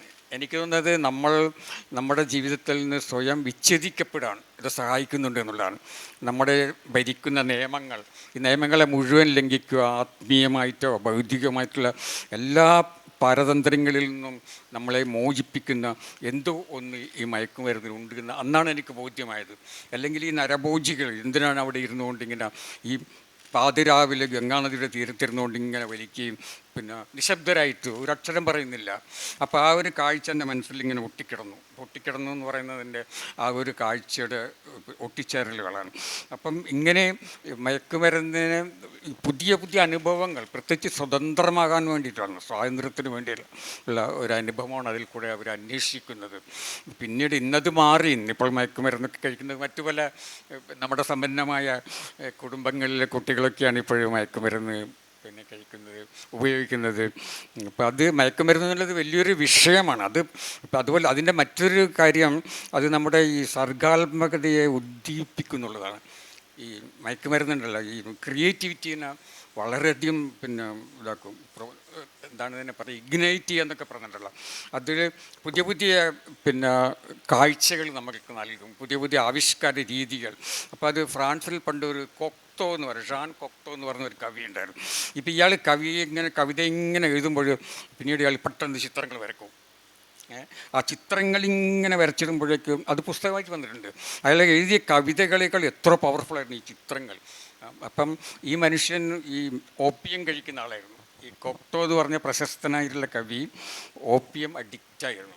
അപ്പം അദ്ദേഹത്തിൻ്റെ ഇങ്ങനെ ഈ ഓപ്പിയം നൽകുന്ന വിഭ്രാന്തികളും ആനന്ദമൂർച്ചകളൊക്കെയാണ് ഈ ചിത്രങ്ങളായിട്ടും കവിതകളായിട്ട് വരുന്നത്. അപ്പം ചുരുക്കി പറഞ്ഞാൽ കഞ്ചാവ് എഴുതിയ ആളോട് പറയുകയാണ്, കഞ്ചാവ് എന്നുള്ളത് വലിയൊരു വിഷയമാണ് ഇത് കേട്ടോ. അതിനെപ്പറ്റി വേണമെങ്കിൽ ഒരു 1000 പേജ് നമുക്ക് രണ്ടുപേർക്കും കൂടി ഇരുന്നതാണ്. അത് DC ബുക്സ് പബ്ലിഷ് ചെയ്തോളൂ. ഒരു 1000 പേജ് നമുക്ക് എഴുതാം അതിൻ്റെ എല്ലാ തലങ്ങളെക്കുറിച്ചും. പണ്ടെപ്പോഴോ പുലരും വരെയൊക്കെ ഇങ്ങനെ ഉറങ്ങാതെ എഴുതുന്നൊരു എം മുകുന്ദനെക്കുറിച്ച് വായിച്ച സമയത്ത് പുനത്തിൽ കുഞ്ഞബ്ദുള്ള എം മുകുന്ദനൊരു മരുന്ന് കൊടുത്തുവെന്നും ആ മരുന്ന് കഴിച്ചു കഴിഞ്ഞാൽ ഉറക്കം പൊയ്പോവുമെന്നും ഞാൻ എവിടെയോ മുമ്പ് വായിച്ചിട്ടുണ്ട്. മുകുന്ദേട്ടൻ പറഞ്ഞേ, ഞാൻ ഈ ലഹരി സർഗാത്മകതയെ ഉദ്ദീപിപ്പിക്കുമെന്ന് പറഞ്ഞതുകൊണ്ട് കുഞ്ഞബ്ദുള്ളയെയും കുഞ്ഞബ്ദുള്ളയുടെ മരുന്നിനെയും ഉറക്കം നഷ്ടപ്പെടലിനെയും ആ രാത്രികളിൽ ഉദ്ദീപിക്കപ്പെട്ട സർഗാത്മകതയെയും കണക്ട് ചെയ്ത് വായിക്കുമ്പോൾ എന്തായിരിക്കും അന്നൊക്കെ മരുന്നിൻ്റെ രൂപത്തിൽ സത്യത്തിൽ മോഹൻദേട്ടൻ ഉപയോഗിച്ചിട്ടുണ്ടാവുക? അത് വാസ്തവത്തിൽ ലഹരി പദാർത്ഥമല്ല. ലഹരി പദാർത്ഥമാണെങ്കിൽ നമ്മൾ ഉറങ്ങുകയാണ് ചെയ്യുക, ഉറങ്ങിപ്പോവും. അത് ഉറക്കം ഇല്ലാതാക്കുന്നൊരു മരുന്നാണ്. നമ്മൾ കേട്ടിട്ടുണ്ടല്ലോ, സ്ലീപ്പിംഗ് പിൽസ് നമ്മൾ കേട്ടിട്ടുണ്ട്. ഇത് സ്ലീപ്പിങ്ങിനെ തടയുന്ന പിൽസ്, ആൻറ്റി സ്ലീപ്പിംഗ് പിൽസാണത്. ആൻറ്റി സ്ലീപ്പിംഗ് പിൽസാണ്. അതൊരു ചെറിയൊരു വെളുത്ത ഗുളികയാണ്. ഞാൻ അവനോട് ഇതിൻ്റെ പേരൊന്നും ചോദിച്ചിട്ടില്ല, അവൻ ഡോക്ടറാണ്, അവൻ എനിക്കത് തന്നു. അപ്പം ഉറക്കം, കാരണം എനിക്കന്ന് രാവിലെ 7:30 മണിക്ക് ഓഫീസിൽ പോകണം. അപ്പം 7:30 മണിക്ക് ഓഫീസിൽ പോകുമ്പം 9 മണിക്കാണ് ഓഫീസ്, വളരെ ദൂരെയാണ്. അപ്പോഴും എഴുതാനൊന്നും സമയം ഉണ്ടാവില്ല. പിന്നെ രാത്രിയാണ് അതുകൊണ്ട് കഴിയുന്നത്ര, അല്ലെങ്കിൽ പുലർച്ചയ്ക്ക് എഴുതും. അപ്പം ഞാനിങ്ങനെ അവനോട് പറഞ്ഞു, മയ്യെഴുപ്പ് വിവരങ്ങൾ ഞാൻ എഴുതുകയാണ്, പക്ഷേ എനിക്ക് എഴുതാൻ കഴിയുന്നില്ല, രാവിലെ ഓഫീസിൽ പോകണം. അന്ന് ഞാൻ അവിവാഹിതനാണ്, എൻ്റെ സ്റ്റേജ് വന്നിട്ടില്ല കേട്ടോ. പിന്നെ അപ്പോഴ് അവൻ പറഞ്ഞു, ഞാൻ നിനക്കൊരു മരുന്ന് തരാമെന്ന്. എനിക്കതിൽ വിശ്വാസം ഉണ്ടായിരുന്നില്ല. ഒരു ചെറിയൊരു വെളുത്ത ഗുളിക. എന്നോട് പറഞ്ഞാൽ, നീ ഇത് ഭക്ഷണമെല്ലാം കഴിഞ്ഞിട്ട് ഒരു 10 മണിയാകുമ്പോൾ ഒരെണ്ണം അങ്ങോട്ട് കഴിച്ചോന്ന് പറഞ്ഞു. അപ്പോഴേ കഴിച്ച് കഴിഞ്ഞപ്പോൾ പിന്നെ എൻ്റെ തലയിൽ അങ്ങനെ തന്നെ വെളിച്ചം വരികയാണ്. ഒരുപാട് ബൾബുകൾ കത്തുന്ന പോലെയാണ്. തലയ്ക്കുള്ളിൽ ബൾബുകൾ കത്തിയ പിന്നെ നമ്മളിങ്ങനെ ഉറങ്ങുക കേട്ടോ. 4 മണി വരെയൊക്കെ ഞാൻ ഇരുന്നിട്ട് എഴുതിയിട്ടുണ്ട്. പിന്നെ എന്നോട് വേറെ അവിടെ ഒരു നായരുണ്ട്, ഡോക്ടർ നായർ, കൊണാർ പ്ലേസിൽ. ഞാൻ അദ്ദേഹത്തെ കേരള ക്ലബ്ബിൽ വെച്ച് കണ്ടപ്പോൾ ഞാൻ പറഞ്ഞു, ഞാനിങ്ങനെ പുനത്തിൽ കുഞ്ഞബ്ദുള്ള തന്ന ഒരു മരുന്ന് കഴിക്കുന്നുണ്ടും ഉറക്കം വരായിരിക്കണം. അദ്ദേഹം പറഞ്ഞു, അതൊക്കെ എടുത്ത് കളയുമെന്ന് പറഞ്ഞു കേട്ടോ. അത് മുഴുവൻ കളയണമെന്ന് പറഞ്ഞു. അങ്ങനെ ഞാനതൊക്കെ മുഴുവൻ എടുത്ത് കളഞ്ഞു. അവൻ എന്തൊക്കെ അപകടത്താണ് എന്നെ പെടുത്തുന്നത് അറിയാം.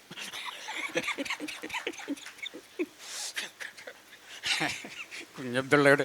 പക്ഷെ അത് കുറേ ദിവസങ്ങളതിന് ഉപയോഗിക്കുകയും ഉറക്കം ഇല്ലാതാക്കുകയും ചെയ്തു അത്. പക്ഷെ അതിൻ്റെ പരിണിത ഫലം എന്നുള്ളത് ആഫ്റ്റർ ഇഫക്റ്റ് ഭയങ്കരമാണ്. കഠിനമായിട്ടുള്ള ക്ഷീണം, തലവേദന. അപ്പം മയ്യഴിപ്പുഴകളുടെ തീരങ്ങൾ എഴുതാൻ വേണ്ടി അങ്ങനെ ഒരുപാട് ക്ഷീണവും തലവേദനകളൊക്കെ അനുഭവിച്ചിട്ടുണ്ട്. പക്ഷെ അതിന് ഗുണമുണ്ടായി, കാരണം 50 വർഷമായല്ലോ ഈ നോവലിന് അല്ലേ. പുനത്തിൽ കുഞ്ഞബ്ദുള്ള പെടുത്തിയ അപകടങ്ങളെക്കുറിച്ച് മുകുന്ദേട്ടൻ പറയുമ്പോൾ പെടുത്താത്ത അപകടങ്ങളെക്കുറിച്ചാണ് സത്യത്തിൽ ഞാൻ ആലോചിക്കുന്നത്. കാരണം സമകാലീനരെല്ലാം പല രീതിയിൽ പലവിധമായ തലമുറകളെ വഴിതെറ്റിച്ചു എന്നൊക്കെ മുകുന്ദേട്ടനെക്കുറിച്ച് പറയുമ്പോഴും വഴിതെറ്റി എന്ന് മുകുന്ദേട്ടനെക്കുറിച്ച് പറയുന്നത് ഞാൻ എവിടെയും സത്യത്തിൽ കേട്ടിട്ടില്ല. വഴിതെറ്റിച്ചു എന്നേ കേട്ടിട്ടുള്ളൂ, വഴിതെറ്റി നടന്നതിനെക്കുറിച്ച് കേട്ടിട്ടില്ല. പക്ഷേ എം മുകുന്ദൻ്റെ കഥകൾ വായിച്ച സമയത്തും ആവേശത്തോടുകൂടെ നോവലുകൾ വായിച്ച സമയത്തുമൊക്കെ ആ പുസ്തകങ്ങൾക്കകത്ത് പരിചയപ്പെട്ട ആണുങ്ങളെയും പെണ്ണുങ്ങളെയും അവർക്കിടയിൽ ഉണ്ടായിരുന്ന അന്നത്തെ കൗമാരത്തിന് ആവേശത്തോടുകൂടെ വായിക്കാൻ കഴിഞ്ഞിരുന്ന പ്രേമബന്ധങ്ങളെയും ഒക്കെ ഉള്ളിൽ നിറച്ചുകൊണ്ടാണ് ഞാൻ എൻ്റെ 17-ാമത്തെ വയസ്സിൽ ആദ്യമായി മുകുന്ദേട്ടനെ കാണാൻ മയ്യഴിയിൽ വരുന്നത്. അന്ന് ശ്രീചേച്ചി ഉണ്ട്. അന്ന് മുതൽ ഇന്ന് വരെ ചോദിക്കണമെന്ന് എപ്പോഴും മനസ്സിൽ വിചാരിച്ചു പോന്നിരുന്ന ഒരു ചോദ്യമാണ് മുകുന്ദേട്ടൻ്റെ പ്രേമത്തെക്കുറിച്ച്. മുകുന്ദേട്ടൻ്റെ ഒരു പ്രേമകാലത്തെ പറയാൻ പറ്റുമോ? ഞാൻ കഥാപാത്രങ്ങളെയാണ് പ്രേമിച്ചത്. ചന്ദ്രിയെ പ്രേമിച്ചിട്ടുണ്ട് വളരെയധികം. മയ്യഴിപ്പുഴ തീരങ്ങളിലെ ചന്ദ്രിയെ, അതിനെക്കുറിച്ച് ഞാൻ എഴുതിയിട്ടുണ്ട്, മനോരമയിൽ എഴുതിയിട്ടുണ്ട്. ഞാൻ കഥാപാത്രങ്ങളെ പ്രേമിച്ചിട്ടുണ്ട്. പക്ഷെ പ്രേമിക്കാൻ എനിക്ക് സമയമുണ്ടായിരുന്നില്ല അന്ന്. ഒരുപാട് ആകുലതകളും ആശങ്കകളും ഭാവിയെക്കുറിച്ചുള്ള സന്ദേഹങ്ങൾ, ഭയം. കാരണം അങ്ങനെയുള്ളൊരു കുട്ടിക്കാലമൊക്കെ ആയിരുന്നു, രോഗാതുരമായിട്ടുള്ളൊരു കുട്ടിക്കാലവും. അപ്പം ഭാവിയേക്ക് നോക്കുമ്പോൾ, ഇങ്ങനെ മുമ്പിലേക്ക് നോക്കുമ്പോൾ ഇരുട്ട് മാത്രമേ ഉള്ളൂ. അങ്ങനെയുള്ളൊരു കാലത്ത് പ്രണയം എന്നുള്ളത് എനിക്കൊരു ആർഭാടമായിരുന്നു, ഒരു ലക്ഷറി ആയിരുന്നു അത്. എൻ്റെ പരിഗണനയിൽപ്പെടുന്ന എൻ്റെ നമ്മൾ പ്രയോറിറ്റീസ് എന്ന് പറയുന്നുണ്ട്, അതിൽ പെടുന്ന ഒന്നല്ല പ്രണയം. പിന്നെ എനിക്കറിയില്ല അങ്ങനെ, അതുകൊണ്ട് പ്രണയിക്കാൻ ഉള്ള ഒരു സാഹചര്യം എൻ്റെ ജീവിതത്തിൽ ഉണ്ടായിരുന്നില്ല പിന്നീട്. പക്ഷേ ഒരു പ്രണയിക്കാൻ കഴിഞ്ഞില്ല എന്നതിൽ ദുഃഖവുമുണ്ട്. എല്ലാവരെ പോലെ പ്രണയിക്കണമെന്ന് എനിക്കും ആഗ്രഹമുണ്ടായിരുന്നു. പക്ഷേ മറ്റു ചില ആഗ്രഹങ്ങൾ, അതിനേക്കാൾ വലിയ ആഗ്രഹങ്ങളുള്ളത് കൊണ്ട് അതിന് സാധിച്ചില്ല. അതിന് പകരം ആ ഒരു ദുഃഖം തീർക്കാൻ വേണ്ടിയാണ് ഞാൻ എൻ്റെ ഒരുപാട് കഥാപാത്രങ്ങൾ ഞാൻ പ്രണയിച്ചു. മയ്യഴിപ്പുഴ തീരങ്ങളിൽ ചന്ദ്രിക, ആദിത്യനും രാധയിലെ രാധ, ഇങ്ങനെയുള്ള കുറേ കഥാനായികമാരെ പ്രണയിച്ചുകൊണ്ട് സുജ, പിന്നെ ഹരിദ്വാറിൻ മണികളിലെ സുജ മേഖറ, ഇങ്ങനെ കഥാപാത്രങ്ങളെയാണ് പ്രണയിച്ചത്. പിന്നെ പ്രണയം എന്നുള്ളത് അഥവാ പ്രണയിച്ചിട്ടുണ്ടെങ്കിലും അത് വളരെ സ്വാഭാവികമായിട്ടുള്ളൊന്നാണ്. അപ്പം ഞാൻ എവിടെയോ വായിച്ചിട്ടുണ്ട്. അത് വായിച്ചത് എന്താണെന്ന് വെച്ചാൽ, നിങ്ങൾ ഒരു ആൺകുട്ടി അവരുടെ കൗമാര പ്രായത്തിൽ പ്രണയിച്ചിട്ടില്ലെങ്കിൽ ആ കൗമാരക്കാരൻ്റെ സ്വഭാവത്തിൽ എന്തൊരു കുറവുണ്ടെന്നുള്ളതാണ് കേട്ടോ. അത് സ്വാഭാവികമാണ്. നമ്മൾ ഈ ഓപ്പോസിറ്റ് സെക്സിനോട് നമുക്ക് തോന്നുന്ന ഒരു ചെറിയൊരു എന്താണ് ഇപ്പോൾ ഒരു ആസക്തിയൊന്നല്ലത്, നമുക്ക് തോന്നുന്ന ഒരു ആകർഷണം, അത് സ്വാഭാവികമാണ്. അങ്ങനെ ആർക്കെങ്കിലും തോന്നിയിട്ടില്ലെങ്കിൽ, ഒരാണിന് പെണ്ണിനോട് അങ്ങനെ തോന്നിയിട്ടില്ലെങ്കിൽ ആ ആണിന് എന്തോ ഒരു കുഴപ്പമുണ്ട് എന്നുള്ളതാണ് കേട്ടോ. അതുകൊണ്ട് അപ്പോൾ അങ്ങനെ ഞാൻ വായിച്ചത് വളരെ വൈകിട്ടാണ്. അപ്പോൾ ആ ചെറുപ്പകാലത്ത് ഞാൻ വായിച്ചിട്ടെങ്കിൽ ഞാൻ ബേജാറാകുമായിരുന്നു. കാരണം എനിക്ക് പ്രണയിക്കാത്ത എനിക്ക് എന്തോ ഒരു കുഴപ്പമുണ്ട് എന്ന് തോന്നുമായിരുന്നു. പക്ഷെ അത് ഞാൻ വായിക്കുമ്പോഴേക്കും എനിക്ക് 50 വയസ്സ് കഴിഞ്ഞിരുന്നു. പ്രശ്നം ഉണ്ടായിരുന്നില്ല.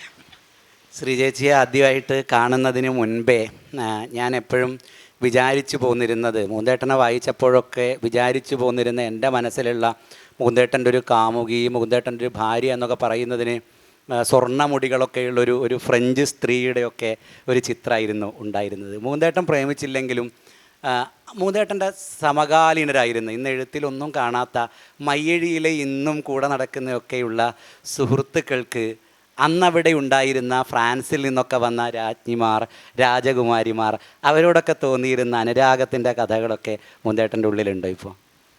അല്ല, എൻ്റെ പിന്നെ അടുത്ത സുഹൃത്തുക്കൾ അവർക്കൊക്കെ പ്രണയം ഉണ്ടായിരുന്നു.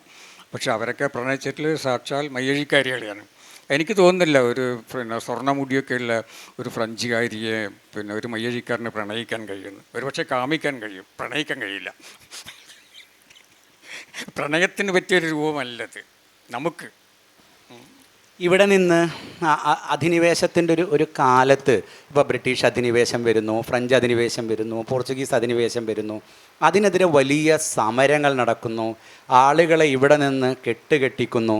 പക്ഷേ അക്കാഴ്ചയായിരുന്നില്ല സത്യത്തിൽ ഫ്രഞ്ചുകാർ മയ്യഴിയിൽ നിന്ന് മടങ്ങുമ്പോൾ ഉണ്ടായിരുന്നത്. മയ്യഴിക്കാർക്ക് ഫ്രഞ്ചുകാരുടെ തിരിച്ചുപോക്ക് ഏത് രീതിയിലായിരുന്നു മയ്യഴിക്കാർ അതിനെ കണ്ടത്? മയ്യഴിക്കാരിൽ വലിയൊരു വിഭാഗം അന്ന് സ്വയം ചോദിച്ചിരുന്നു, എന്തിനു വേണ്ടിയാണ് നമ്മൾ ഫ്രഞ്ചുകാരോട് ഇവിടെ നിന്ന് പോകാൻ പറയുന്നത് എന്നുള്ളത്. അവർ ഭൂരിഭാഗം ജനങ്ങളെ സംബന്ധിച്ചും അവർ വളരെ ഹാപ്പി ആയിരുന്നു. പിന്നെ പുറത്ത് ഇപ്പം മയ്യഴിക്ക് പുറത്ത് പട്ടിണി ഉണ്ടായിരുന്ന കാലമുണ്ടായിരുന്നു, അരിക്ക് ക്ഷാമമുള്ള കാലമുണ്ടായിരുന്നു, കൊടും ക്ഷാമമായിരുന്നു. കേരളത്തിലൊക്കെ അരിയില്ലാതെ. അപ്പോൾ ആ കാലത്തൊക്കെ മയ്യഴിയിൽ കാരിക്കാലിൽ നിന്ന് കപ്പലിൽ അരി വരുമായിരുന്നു. അപ്പോൾ അങ്ങനെ മയ്യഴിക്കാർ കേരളത്തിൽ അല്ലെങ്കിൽ ഇന്ത്യയിലെ ആളുകൾ പട്ടിണി അടക്കുമ്പോഴും മയ്യഴിക്കാർ സുഭിക്ഷമായിട്ട് ഭക്ഷണം കഴിച്ചിരുന്നു. പിന്നെ അവർക്ക് എല്ലാ തരത്തിലുള്ള സൗകര്യങ്ങളും ഉണ്ടായിരുന്നു. കുടിക്കാൻ ഇഷ്ടംപോലെ മദ്യമുണ്ടായിരുന്നു. പിന്നെ അങ്ങനെയുള്ള ഒരു നാട്ടുകാർ എന്തിനാണ് ഫ്രഞ്ചുകാർ അവിടെ നിന്ന് പോകുന്നത് എന്നുള്ള ഇപ്പോൾ കുറമ്പിയമ്മ ചോദിക്കുന്നുണ്ടല്ലോ, അവർക്കത് മനസ്സിലാകുന്നില്ല എന്തിനു വേണ്ടിയാണ് ഇവരോട് പോകാൻ പറയുന്നത് എന്നുള്ളത്. അത് മറ്റൊരു കാരണം, പിന്നെ ഫ്രഞ്ചുകാർ അവരെ മറ്റ് കോളനികളിൽ ഇപ്പോൾ അൾജീരിയ, അപ്പോൾ അൾജീരിയയിലൊക്കെ അവർ ഒരുപാട് ക്രൂരകൃത്യങ്ങൾ ചെയ്തിട്ടുണ്ട്. ഒരുപാട് തദ്ദേശീയരായിട്ടുള്ള ആളുകളെ കൊന്നിട്ടുണ്ട്. അതാണ് പിന്നെ നമ്മുടെ വി.കെ. കൃഷ്ണമേനോൻ യുണൈറ്റഡ് നേഷൻസിൽ അതിനെക്കുറിച്ച് സംസാരിച്ചിട്ടുണ്ട്. ഇവർ ഫ്രഞ്ചുകാർ അൾജീരിയയിൽ ചെയ്യുന്ന ക്രൂരതകളെക്കുറിച്ച്. അതിൻ്റെ പേരിലായിരുന്നു പിന്നെ ഫ്രാൻസ് കൃഷ്ണമേനോനെ വെറുത്തിരുന്നത്. ഇദ്ദേഹം അവിടെ പോയി സത്യം വിളിച്ച് പറഞ്ഞു എന്നുള്ളതുകൊണ്ട്. അപ്പം അങ്ങനെ ഈ ഫ്രാൻസ് മറ്റ് രാജ്യങ്ങളിൽ അവരുടെ കോളനികളിൽ അവർ പിന്നെ ശരിക്കും ക്രൂരന്മാരായിരുന്നു ഫ്രഞ്ച് പട്ടാളക്കാർ. പക്ഷെ മയ്യഴിയിൽ അങ്ങനെ ഒരു സംഭവം ഉണ്ടായിട്ടില്ല. മയ്യഴിക്കാർക്ക് അവർ ക്രിസ്മസിന് കേക്ക് കൊടുത്ത് സന്തോഷിപ്പിച്ചു. അവരെല്ലാം സന്തോഷത്തോടെ ജീവിക്കുന്നു. അതിനുള്ളൊരു കാരണം, ഇതൊരു ചെറിയൊരു പ്രദേശമാണ്. അവിടെ നിന്ന് ഫ്രഞ്ചുകാർക്കൊന്നും പിന്നെ കൊള്ളയടിച്ച് കൊണ്ടുപോകാനില്ല, ഒന്നും അവർക്കില്ല. അപ്പോൾ അവർ എന്നിട്ടും അവരുടെ നിന്നിരുന്നത് അക്കാലത്ത് നിരന്തരമായിട്ടുള്ള ഇംഗ്ലീഷുകാരുമായിട്ടുള്ള ബ്രിട്ടീഷുകാരുമായിട്ടുള്ള യുദ്ധങ്ങളായിരുന്നു. അപ്പോൾ ആ യുദ്ധങ്ങൾ എപ്പോഴും കടലിൽ യുദ്ധങ്ങളായിരുന്നു, ചെറുതും വലുതുമായിട്ടുള്ള യുദ്ധങ്ങൾ. ആ യുദ്ധങ്ങൾ നടക്കുന്ന കാലത്ത് ഫ്രാൻസിന് ഒരു കാല് വെക്കാൻ ഒരു ഇടം വേണമായിരുന്നു. ആ ഒരു ഇടമാണ് മയ്യഴി എന്ന് പറയുന്നത്. അത് അത്രയും അവർക്ക് ആവശ്യമുണ്ടായിരുന്നുള്ളൂ. പിന്നെ കുരുമുളക് അതൊക്കെ അവർ കൊണ്ടുപോയിട്ടുണ്ട് ഇവിടെ നിന്ന്. പക്ഷെ ഒരു വിധത്തിലും അവർ നാട്ടുകാരെ ദ്രോഹിച്ചിട്ടില്ല. എനിക്ക് തോന്നുന്നത് അതുകൊണ്ടായിരിക്കാം. പിന്നെ ഇങ്ങനെ ജനങ്ങൾ ഫ്രഞ്ചുകാർ പോകുന്ന അവസാന നിമിഷം എനിക്ക് ഓർമ്മയുണ്ട്, എല്ലാവരും കടപ്പുറത്തേക്ക് പോകുമ്പോൾ ഞാനും പോയിരുന്നു. ഞാൻ കുട്ടിയായിരുന്നു, വളരെ ചെറിയ കുട്ടിയായിരുന്നു. എത്ര പേരാണ് കരയുന്നതെന്ന് അറിയുമോ? കപ്പലിങ്ങനെ അവിടെ നിൽക്കുന്നുണ്ട്, കപ്പൽ അടുത്ത് വരില്ല, കാരണം കടലിന് ആഴമില്ലാത്തത് കൊണ്ട്. അപ്പോൾ ചെറിയ ഈ തോണികളിൽ കയറിയിട്ടാണ് ആളുകൾ കപ്പലിലേക്ക് പോകുന്നത്. അപ്പോൾ അങ്ങനെ പോകുമ്പോൾ കുറേ പേര് കരയുകയാണ് ഇങ്ങനെ. അത് നമ്മൾ ഈ അധിനിവേശത്തിൻ്റെ ചരിത്രത്തിൽ ഇങ്ങനൊരു സംഭവം മറ്റേതെങ്കിലും രാജ്യത്തിൽ ഉണ്ടായി എന്ന് എനിക്ക് തോന്നുന്നില്ല. അധിനിവേശകർ പോകുമ്പോൾ ഈ തദ്ദേശീയരായിട്ടുള്ള ആളുകൾ കരഞ്ഞുകൊണ്ട് യാത്ര പറയുന്ന ഒരു കാഴ്ചയുണ്ടല്ലോ, അത് രാഷ്ട്രീയത്തിൻ്റെയൊക്കെ അപ്പുറമാണ്. എനിക്കൊന്നത് കൂടുതലും വൈകാരികമോ മാനവികവുമായിട്ടുള്ള ഒന്നാണ്. രാഷ്ട്രീയത്തിൽ കൂടെ നമുക്കത് മനസ്സിലാക്കാൻ സാധിക്കില്ല. അപ്പോൾ ഞാൻ ഈ കാര്യങ്ങളൊക്കെ പറഞ്ഞപ്പോൾ ആദ്യകാലത്ത് എനിക്കിതിനായിട്ട് ആരോപണമുണ്ടായിരുന്നു. ഞാൻ മയ്യഴിപ്പുഴ തീരങ്ങൾ ഒരു കൊളോണിയലിസ്റ്റ് നോവലാണെന്നുള്ളത് അങ്ങനെ ഉണ്ടായിരുന്നു. കാരണം അധിനിവേശകരെ ഞാനതിൽ ഗ്ലോറിഫൈ ചെയ്തു എന്നുള്ളത്. പക്ഷേ ഗ്ലോറിഫൈ ചെയ്യുകയല്ല, അങ്ങനെയാണ് സംഭവിച്ചത്. അവിടെ ആ കാലത്ത് ജീവിച്ചിരുന്നവർക്ക് അതിന് സാക്ഷികളാണ്. VKNൻ്റെ കാലം, മാധവിക്കുട്ടിയുടെ കാലം, MD വാസുദേവൻ നായരുടെ കാലം, പുനത്തിൽ കുഞ്ഞബ്ദുള്ളയുടെ കാലം, 60 വർഷങ്ങൾ, എം മുകുന്ദൻ്റെ 60 വർഷങ്ങൾ എന്ന് പറയുമ്പോൾ മലയാള സാഹിത്യത്തിൻ്റെ സകലതും, അതിൻ്റെ പ്രതാപം നാം പറഞ്ഞ് പിന്നോട്ട് പോയാൽ അതിൻ്റെ സകലതും മലയാളിക്ക് കണ്ടെത്താൻ കഴിയുന്ന 60 വർഷങ്ങളാണ് എം മുകുന്ദൻ്റെ കാലം എന്ന് പറയുന്നത്. ഞാൻ ചോദിക്കാൻ ഉദ്ദേശിക്കുന്നത്, മത്സരിക്കാൻ തോന്നിയിട്ടുണ്ടോ ആരോടെങ്കിലും? മുകുന്ദേട്ടന് മത്സരിക്കാൻ തോന്നിയിട്ടുണ്ടോ? ഇയാളെക്കാൾ എന്നൊക്കെയുള്ളൊരു മത്സരം തോന്നിയിട്ടുണ്ടോ? മത്സരം എന്നല്ല, എനിക്ക് വാസ്തവത്തിൽ അപകർഷബോധം ആദ്യം ഉണ്ടായിരുന്നത്. ഇപ്പം മാതൃഭൂമി ആഴ്ചപ്പതിപ്പിൽ ഞാൻ ഒരു കഥ അയച്ചപ്പോൾ ആദ്യത്തെ കഥ തിരിച്ചു വന്നിരുന്നു. അപ്പോഴും ഞാൻ എന്നോട് തന്നെ പറഞ്ഞിരുന്നത്, നീ എന്തൊരു സാഹസമാണ് കാണിച്ചത് എന്നുള്ളതാണ്. എന്തുകൊണ്ടാണെന്ന് വെച്ചാൽ അന്ന് മാതൃഭൂമി ആഴ്ചപ്പതിപ്പിൽ നമ്മൾ കാണുന്നത് ഉറൂബിൻ്റെയും ബഷീറിൻ്റെയും പിന്നെ കേശവദേവിൻ്റെ ഒക്കെ കഥകളാണ്. ഈ അതിന് സെൻട്രൽ പേജുണ്ട്, 2 പേജിൽ ഇവരെ പിന്നെ MV ദേവൻ മാഷുടെ പിന്നെ രേഖാചിത്രങ്ങളൊക്കെ ആയിട്ട് വരുന്ന കഥകളാണ്. അപ്പം ഞാൻ എന്നോട് തന്നെ പറയുമായിരുന്നു, ഇപ്പം നീ എന്തിനാണ് ഈ സാഹസം കാണിച്ചതെന്നുള്ളത്. കാരണം ഉറൂബിൻ്റെയും ബഷീറിൻ്റെയും പൊറ്റക്കാടിൻ്റെ ഒക്കെ ലോകത്തിലേക്കാണോ നീ കടന്നു ചെല്ലാൻ ശ്രമിക്കുന്നത്? എന്നിട്ട് ഞാൻ എന്നെ തന്നെ കുറ്റപ്പെടുത്തിയിരുന്നു. അപ്പം അതുകൊണ്ട് എനിക്ക് അപകർഷബോധമാണ് ഉണ്ടായിരുന്നത്. ഞാൻ ഇവരെക്കാളൊക്കെ ചെറിയ ആളാണല്ലോ എന്നിട്ട് ഞാൻ എങ്ങനെ പിന്നെ അവരുടെ ഇടയിലേക്ക് കടന്നു ചെല്ലാൻ ശ്രമിച്ചു എന്നുള്ളത്. പിന്നീട് കാലം കുറേ മാറി ഞാനിങ്ങനെ എഴുത്തുകാരനായി. അപ്പോഴൊരു ചെറിയൊരു സംഭവം ഉണ്ടായി, എന്നെ ചിന്തിപ്പിച്ച ഒരു സംഭവമാണത്. ഞാനിങ്ങനെ രാഘവട്ടനോട്, എൻ്റെ മൂത്തവരൻ M രാഘവൻ എന്തോ പറയുമ്പോൾ ഞാൻ പറഞ്ഞിങ്ങനെ പിന്നെ തകഴിയെപ്പോലെ ഉള്ള വലിയ ആളുകൾ ജീവിച്ച നാടാണ് കേരളം. അപ്പോൾ രാഘവട്ടൻ പറഞ്ഞു, നീ തകഴിയേക്കാളും ചെറിയ ആളാണോ എന്നോട് പറയാണ്, നീ തകഴിയേക്കാളും ചെറിയ ആളാണോ എന്ന്. കേട്ടോ, അതെനിക്കൊരു വലിയൊരു ഒരു ആത്മവിശ്വാസം നൽകി. ഇപ്പോഴും ഞാൻ വിശ്വസിക്കുന്നില്ല ഞാൻ തകഴിയേക്കാൾ വലിയ ആളാണെന്നല്ല. പക്ഷേ എന്നെ വഴികാട്ടി നടത്തിയ ഒരു ജ്യേഷ്ഠൻ ചോദിക്കുകയാണ്, നീ തകഴിയേക്കാളും ചെറിയ ആളാണോ? പക്ഷെ അങ്ങനെ പറയുമ്പോഴേക്ക് എനിക്ക് ഈ പറയുന്ന ഒരുപാട് പുരസ്കാരങ്ങൾ കിട്ടുകയും പേരും പ്രശസ്തിയൊക്കെ ഉണ്ടായിരുന്നു. അതുകൊണ്ടായിരിക്കും അദ്ദേഹം അങ്ങനെ പറഞ്ഞത്. പക്ഷെ ഇന്നും പിന്നെ ഞാൻ ഇഷ്ടപ്പെടുന്നത് പിന്നെ മത്സരത്തിൽ നിന്ന് മാറി നിന്നുകൊണ്ട് ഒരു ചെറിയ ആളാകുവാനാണ്. കാരണം മത്സരിച്ച് കഴിഞ്ഞാൽ നമുക്കൊരിക്കലും ഒരു മനഃശാന്തി ഉണ്ടാവില്ല എപ്പോഴും. അതുകൊണ്ടാണ് ഞാൻ ആവർത്തിച്ച് പറഞ്ഞത് ഞാനൊരു ചെറിയ എഴുത്തുകാരനാണെന്ന്. മറ്റുള്ളവരാണ് തിരുത്തുന്നത്. രാഘവട്ടൻ ചെയ്തതുപോലെ ഞാൻ എല്ലായിടത്തും ഞാനൊരു ചെറിയ എഴുത്തുകാരനാണ് എന്ന് പറയുമ്പോൾ സുഹൃത്തുക്കളും ബന്ധുക്കളും അല്ലെങ്കിൽ വായനക്കാരുമാണ് പറഞ്ഞത്, നീ ചെറുതല്ല, നീ വലുതാണെന്നുള്ളത്. അതിലാണ് ഞാൻ സന്തോഷം കണ്ടെത്തുന്നത്. അപ്പം ഞാൻ സ്വയം പറയുന്നു ഞാനൊരു വലിയ എഴുത്തുകാരനാണെന്ന്. അത് ശരിയായില്ല. അതുകൊണ്ട് എനിക്ക് മത്സരം എന്നുള്ള ഒന്നും ഒരിക്കലും ഉണ്ടായിട്ടില്ല. മത്സരിക്കാൻ വേണ്ടി പിന്നെ എഴുതരുതെന്നുള്ള അഭിപ്രായമാണ് എനിക്ക്. പിന്നെ പലപ്പോഴും ഞാൻ എഴുതുമ്പോൾ ഇങ്ങനെയുള്ള കാര്യങ്ങളൊക്കെ ചിന്തിക്കാറുമില്ല എന്നുള്ളതാണ്. എഴുത്ത് ഒരു തീ പിടിച്ച പോലുള്ള അനുഭവമാണ്. പിന്നെ എഴുതുവാൻ പിന്നെ എഴുത്തിൽ നമ്മൾ മുഴുകി കഴിയുമ്പോൾ പിന്നെ ഒരു തീപിടുത്തമാണ്. ആ തീപിടുത്തത്തിൽ രക്ഷപ്പെടാൻ വേണ്ടി നമ്മൾ ഓടുമല്ലോ, എവിടെയെങ്കിലും കുളത്തിലോ കിണറ്റിലോ എവിടെയെങ്കിലും എടുത്ത് ചാടും. അതുപോലുള്ള ചാട്ടമാണ് എന്നെ സംബന്ധിച്ചുള്ള എഴുത്ത്. ഈ തീ പിടിച്ച് അതിൽ രക്ഷപ്പെടാൻ വേണ്ടിയുള്ള ഒരു ഓട്ടം. അങ്ങനെയാണ് പലപ്പോഴും എഴുത്ത് വരുന്നത്. അപ്പോഴവിടെ ഒരു മത്സരമില്ല. വിറ്റഴിക്കപ്പെട്ട പുസ്തകങ്ങളുടെ പതിപ്പുകൾ, എപ്പോഴും ചുറ്റുമുണ്ടായിരുന്ന ആരാധകർ എല്ലാം എം മുകുന്ദനൊരു വലിയ എഴുത്തുകാരനാണ് എന്ന് നിരന്തരമായി ഓർമ്മിപ്പിച്ചുകൊണ്ടേ ഇരുന്നിട്ടുണ്ടാവും എന്ന് തന്നെയാണ് ഞാൻ വിചാരിക്കുന്നത്.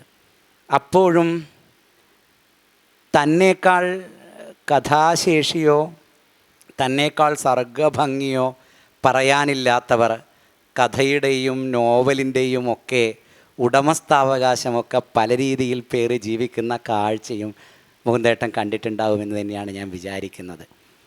ചുരുക്കം ചില കഥകൾ മാത്രം മലയാള സാഹിത്യത്തിന് തന്ന ആളുകളെ കഥയുടെ തമ്പുരാക്കന്മാരായൊക്കെ അവരെഴുതിയ 3 or 4 എണ്ണിപ്പറയാവുന്ന കഥകൾ കൊണ്ട് കൊണ്ടാടുന്ന കാലത്തും അതിനെയെല്ലാം മറികടക്കാവുന്ന ഉഗ്രശേഷിയുള്ള ഒരുപാട് തന്നിട്ടുണ്ട് എം മുകുന്ദൻ എന്ന് പറയുന്ന എഴുത്തുകാരൻ. ഇങ്ങനെ കൊണ്ടാടപ്പെട്ടിട്ടുണ്ടോ താൻ എന്ന സങ്കടം എപ്പോഴെങ്കിലും മുകുന്ദേട്ടൻ ഉണ്ടായിട്ടുണ്ടോ അക്കാഴ്ചകൾ കാണുമ്പോൾ?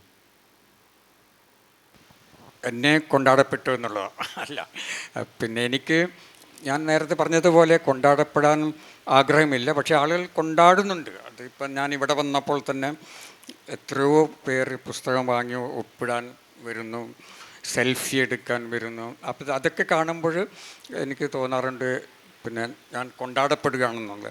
അല്ലെങ്കിൽ ഈ ഒരു തന്നെ ഈ ദശാഭിമാനി ഇവിടെ ഈ ഒരു സാഹിത്യോത്സവം തന്നെ കൊണ്ടാടപ്പെടലാണ്, എന്നെ കൊണ്ടാടുകയാണ് ചെയ്യുന്നത്. ഞാൻ ഒരിക്കൽ കൂടെ മുകുന്ദേട്ടനോട് അതിൻ്റെ തുടർച്ചയിലൊന്ന് ഇടപെട്ട് ചോദിക്കുകയാണ്.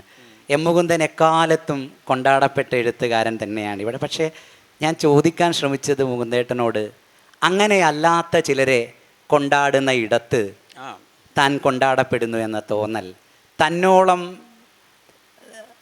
സമീകരിച്ച് പറയാൻ ശേഷിയില്ലാത്ത മനുഷ്യരെ കൊണ്ടാടുന്ന ഒരിടത്താണ് താനും കൊണ്ടാടപ്പെടുന്നത് എന്നൊരു തോന്നൽ എപ്പോഴെങ്കിലും മുകുന്ദേട്ടൻ ഉണ്ടായിട്ടുണ്ടോ? ഇല്ല, അത് ഉണ്ടായിട്ടില്ല. പക്ഷെ എനിക്ക് പിന്നെ ഈ നമ്മളിപ്പോൾ സോഷ്യൽ മീഡിയയിലൊക്കെ എഴുത്തുകാർ ശ്രമിക്കുന്നുണ്ട് അവരുടെ ശബ്ദം കേൾപ്പിക്കാൻ. പക്ഷെ അതെനിക്ക് തോന്നുന്നത് പിന്നെ ഈ പഴയ കാലത്തെ പോലെയല്ല. ഇപ്പോൾ പഴയ കാലത്ത് വളരെ കുറച്ച് എഴുത്തുകാരേ ഉണ്ടായിരുന്നുള്ളൂ. ഞാനൊക്കെ എഴുതുമ്പോൾ വളരെ കുറച്ച് എഴുത്തുകാരാണ്. അപ്പം ഞങ്ങളൊക്കെ എഴുതുന്ന പുസ്തകങ്ങൾ പെട്ടെന്ന് തന്നെ വായനക്കാരിലെത്തും, വായനക്കാർ ഞങ്ങളെ കണ്ടെത്തും, ഞങ്ങളുടെ പുസ്തകം വായിക്കും.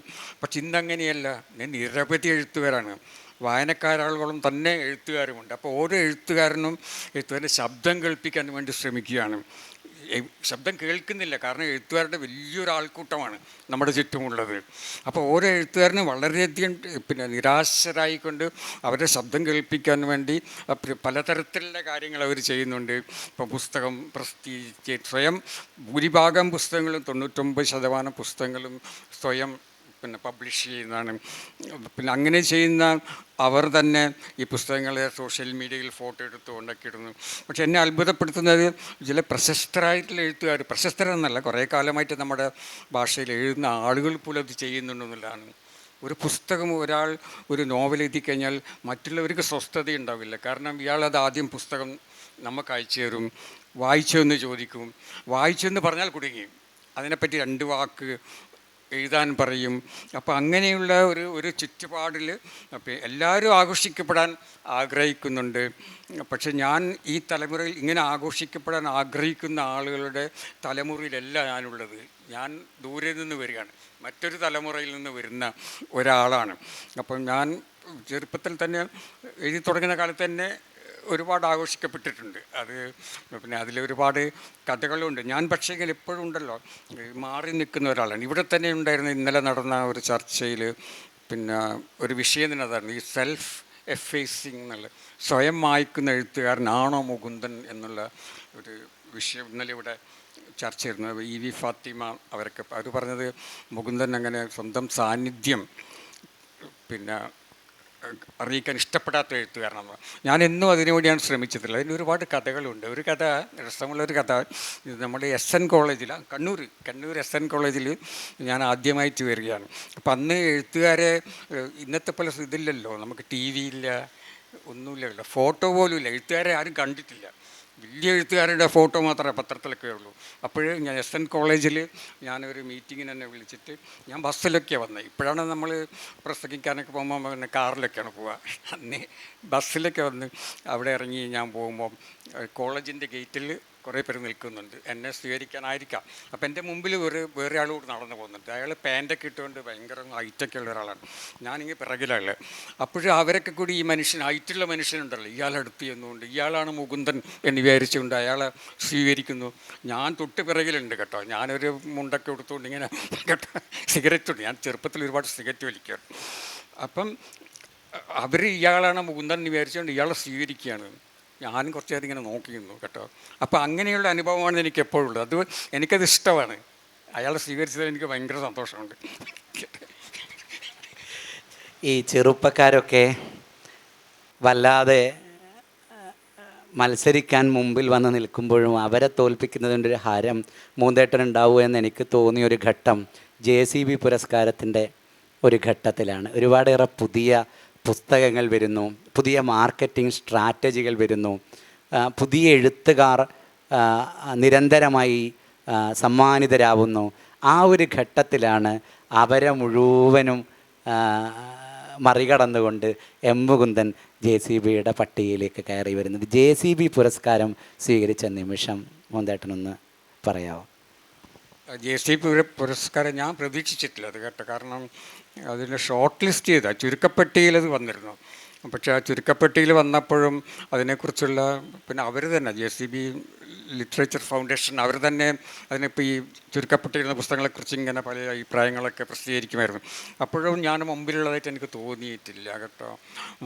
പിന്നെ അതിൻ്റെ ഒരു പിന്നെ അവിടെ എത്തിയപ്പോഴാണ് അതിൻ്റെ ഒരു JCB പുരസ്കാരത്തിൻ്റെ ഒരു പ്രത്യേകത ആർക്കും അറിയില്ല എന്നുള്ളതാണ്. ആർക്കാണിത് കിട്ടുക എന്നുള്ള മനസ്സിലാകില്ല. അത് ബുക്കർ പ്രൈസൊക്കെ പോലെ അങ്ങേയറ്റം പിന്നെ നോബൽ പ്രൈസ് അല്ല, ബുക്കർ പ്രൈസ്, അത് അവർ സ്വീകാര്യമായിട്ട് വെക്കുകയാണ് ചെയ്യുന്നത്. ആർക്കും അറിയില്ല, അവിടെയുള്ള ആളുകൾക്ക് പോലും അറിയില്ല എന്ന് പറഞ്ഞത്, സ്റ്റാഫിന് പോലും. അപ്പോൾ അങ്ങനെ നിന്നിട്ട് ഈ 3 പേര് ഞങ്ങൾ ഈ ഷോർട്ട് ലിസ്റ്റ് ചെയ്തിട്ടുള്ള ഞങ്ങളെ 3 പേരെയും അവിടെ വിളിക്കുകയാണ് അവർ ചെയ്യുന്നത്.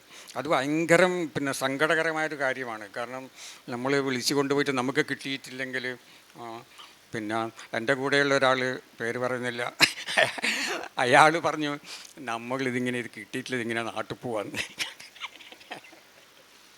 അപ്പം എനിക്ക് പ്രതീക്ഷയില്ല, അതുകൊണ്ട് എനിക്ക് യാതൊരു വിഷമമില്ല. പ്രതീക്ഷ ഉണ്ടായിരുന്നില്ലാത്തതുകൊണ്ട് ഒരു വിഷമം ഉണ്ടായിരുന്നില്ല. പിന്നെ എന്നിട്ട് ഞങ്ങളെയൊക്കെ കൊണ്ടുപോയി അവിടെ ഇരുത്തിയിട്ട് ഭയങ്കര പരിപാടിയാണ് കേട്ടോ.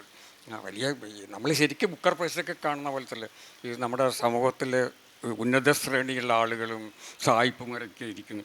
എന്നിട്ട് അവിടെ വെച്ചാണ് ഈ JCB പിന്നെ ലിറ്ററേച്ചർ ഫൗണ്ടേഷൻ്റെ പ്രസിഡൻ്റ്, അയാൾ ഇംഗ്ലണ്ടിലാണുള്ളത്, അയാൾ സ്ക്രീനിൽ വന്നിട്ടാണ് അനൗൺസ് ചെയ്യുന്നത്. അപ്പോൾ പിന്നെ നമ്മുടെ വിവർത്തനം ചെയ്ത ഫാത്തിമയും ഞാനും പിന്നെ നന്ദകുമാർ ഞങ്ങൾ ഇരിക്കുന്നുണ്ടായിരുന്നു. അപ്പം ഞങ്ങൾ ഇതിങ്ങനെ പറയാണ്, അദ്ദേഹം ഇങ്ങനെ പറയാണ്. അപ്പം ഞങ്ങൾ പറഞ്ഞു ഞങ്ങളുടെ ആർട്ട് ഇപ്പോൾ സ്റ്റോപ്പായി പോകും. അത്ര ടെൻഷൻ, എന്തിനാണ് അവരിങ്ങനെ ടെൻഷൻ ഉണ്ടാക്കുന്നത് എനിക്കറിയില്ല. ഇത് നേരത്തെ ഇങ്ങോട്ട് അനൗൺസ് ചെയ്തപ്പോൾ ഇത് ഭയങ്കരമാണ്. അതാണ് നമ്മളിങ്ങനെ പിടിച്ചിട്ടുണ്ടല്ലോ, ഒരുപക്ഷെ അതൊരു ഇതായിരിക്കാം, ടെക്നിക്കായിരിക്കാം. എന്നിട്ട് അവസാനമാണ് പിന്നെ ഈ സായിപ്പ് പറയുന്നത് പിന്നെ ഈ വർഷത്തെ ഇത് പുസ്തകം ഇതാണെന്നുള്ളത്, ഡൽഹി SOളിലേക്ക്.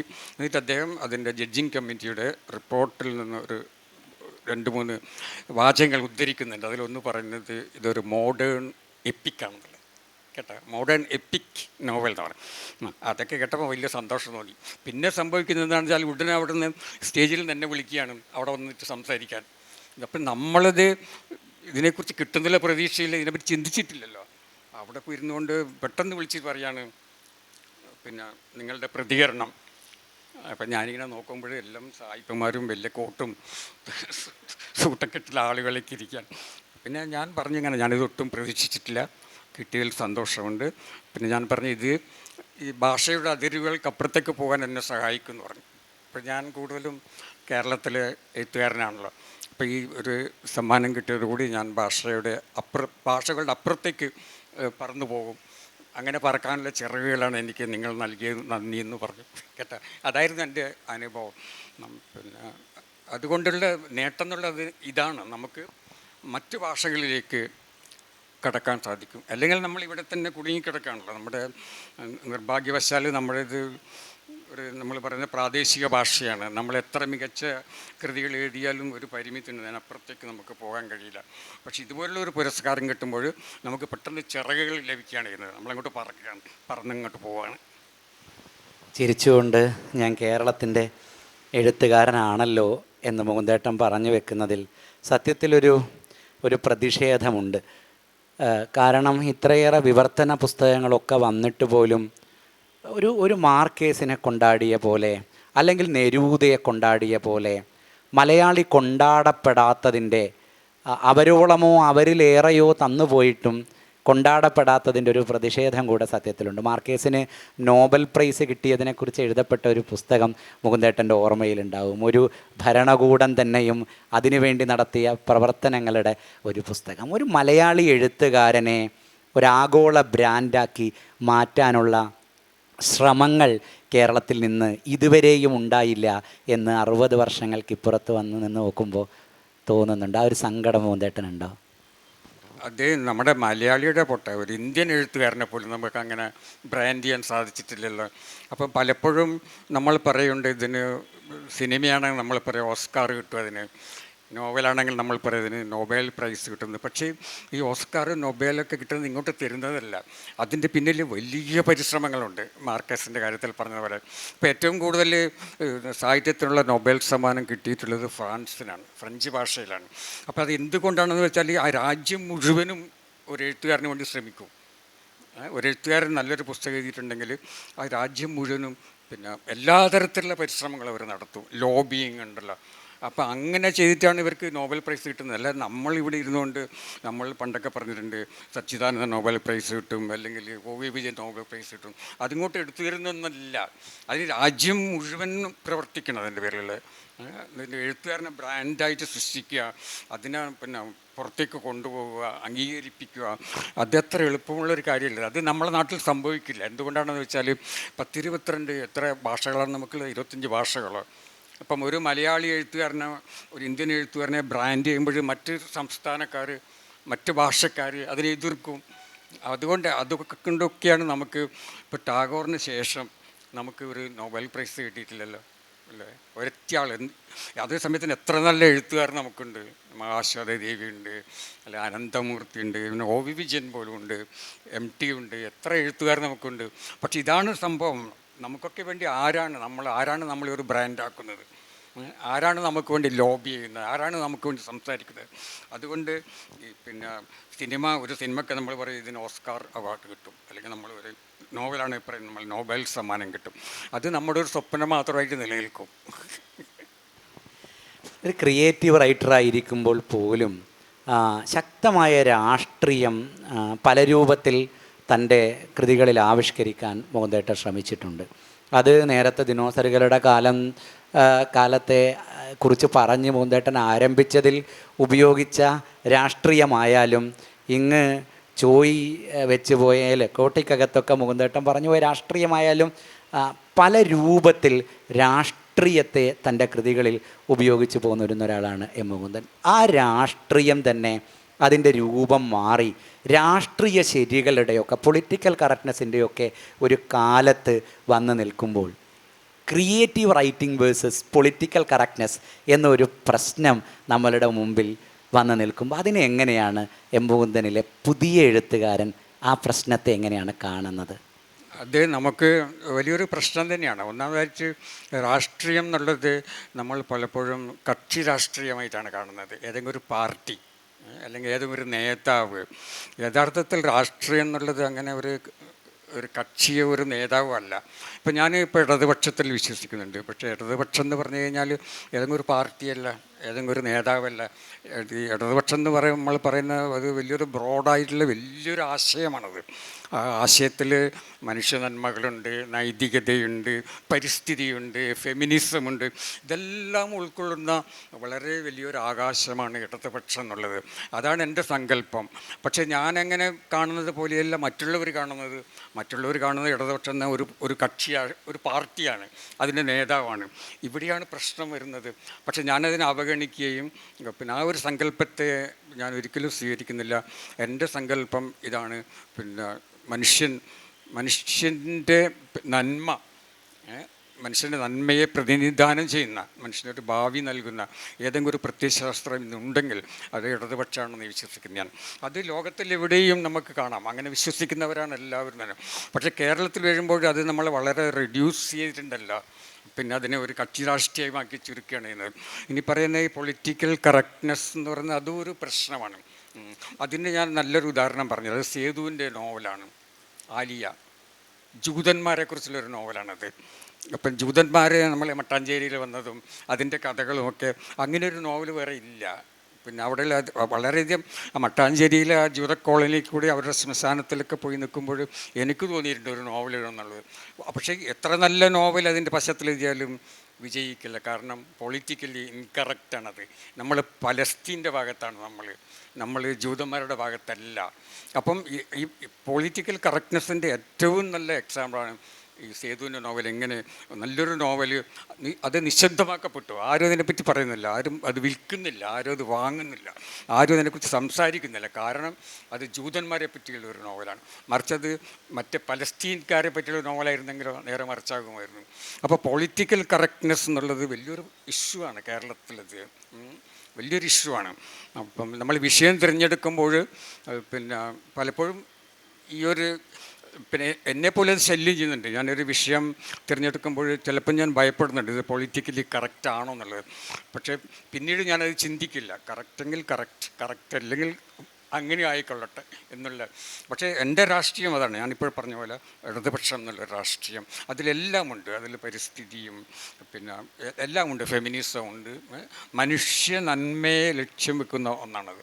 മനുഷ്യ നന്മയ്ക്ക് വേണ്ടി മനുഷ്യൻ്റെ പിന്നെ എല്ലാ തരത്തിലുള്ള മനുഷ്യൻ്റെ പുരോഗതിയെയും ഉന്നം വെക്കുന്ന ഒരു പ്രത്യയശാസ്ത്രമാണ് എനിക്ക് ഇടതുപക്ഷം. അതിലത് ഒരു പാർട്ടിയല്ല, ഒരു നേതാവല്ല. എഴുതിയതിനെക്കുറിച്ച് നമ്മളിങ്ങനെ പറയുമ്പോൾ എഴുതണ്ടായിരുന്നു എന്ന് തോന്നിയതും ഉണ്ടാവും. സത്യത്തിൽ നമ്മളെപ്പോഴും മോന്തേട്ടൻ എഴുതിയതിനെക്കുറിച്ച് ഇങ്ങനെ പറയാറുണ്ട്, ഇതെഴുതി അത് ആഘോഷിക്കപ്പെട്ടു. നമുക്ക് ആഘോഷിക്കപ്പെട്ട കാഴ്ചകൾ മാത്രമേ ഒരു വായനക്കാരൻ്റെ നോട്ടത്തിൽ കാണാനുണ്ടാവും. പക്ഷേ ഒരു എഴുത്തുകാരന് ചില സ്വകാര്യ ദുഃഖങ്ങൾ കൂടെ ഉണ്ടാവും. അങ്ങനെ ആഘോഷിക്കപ്പെടാത്ത ചിലത്, ആഘോഷിക്കപ്പെടുമ്പോഴും ഇത് ആഘോഷിക്കപ്പെടണ്ടായിരുന്നു എന്ന തോന്നൽ, അങ്ങനെ എഴുതണ്ടായിരുന്നു എന്ന് തോന്നിയ എന്തെങ്കിലും ഉണ്ടോ മോന്തേട്ടന്? എഴുതണ്ടാമെന്ന് തോന്നിയ എനിക്ക് നോവലുകളൊന്നും അങ്ങനെയില്ല.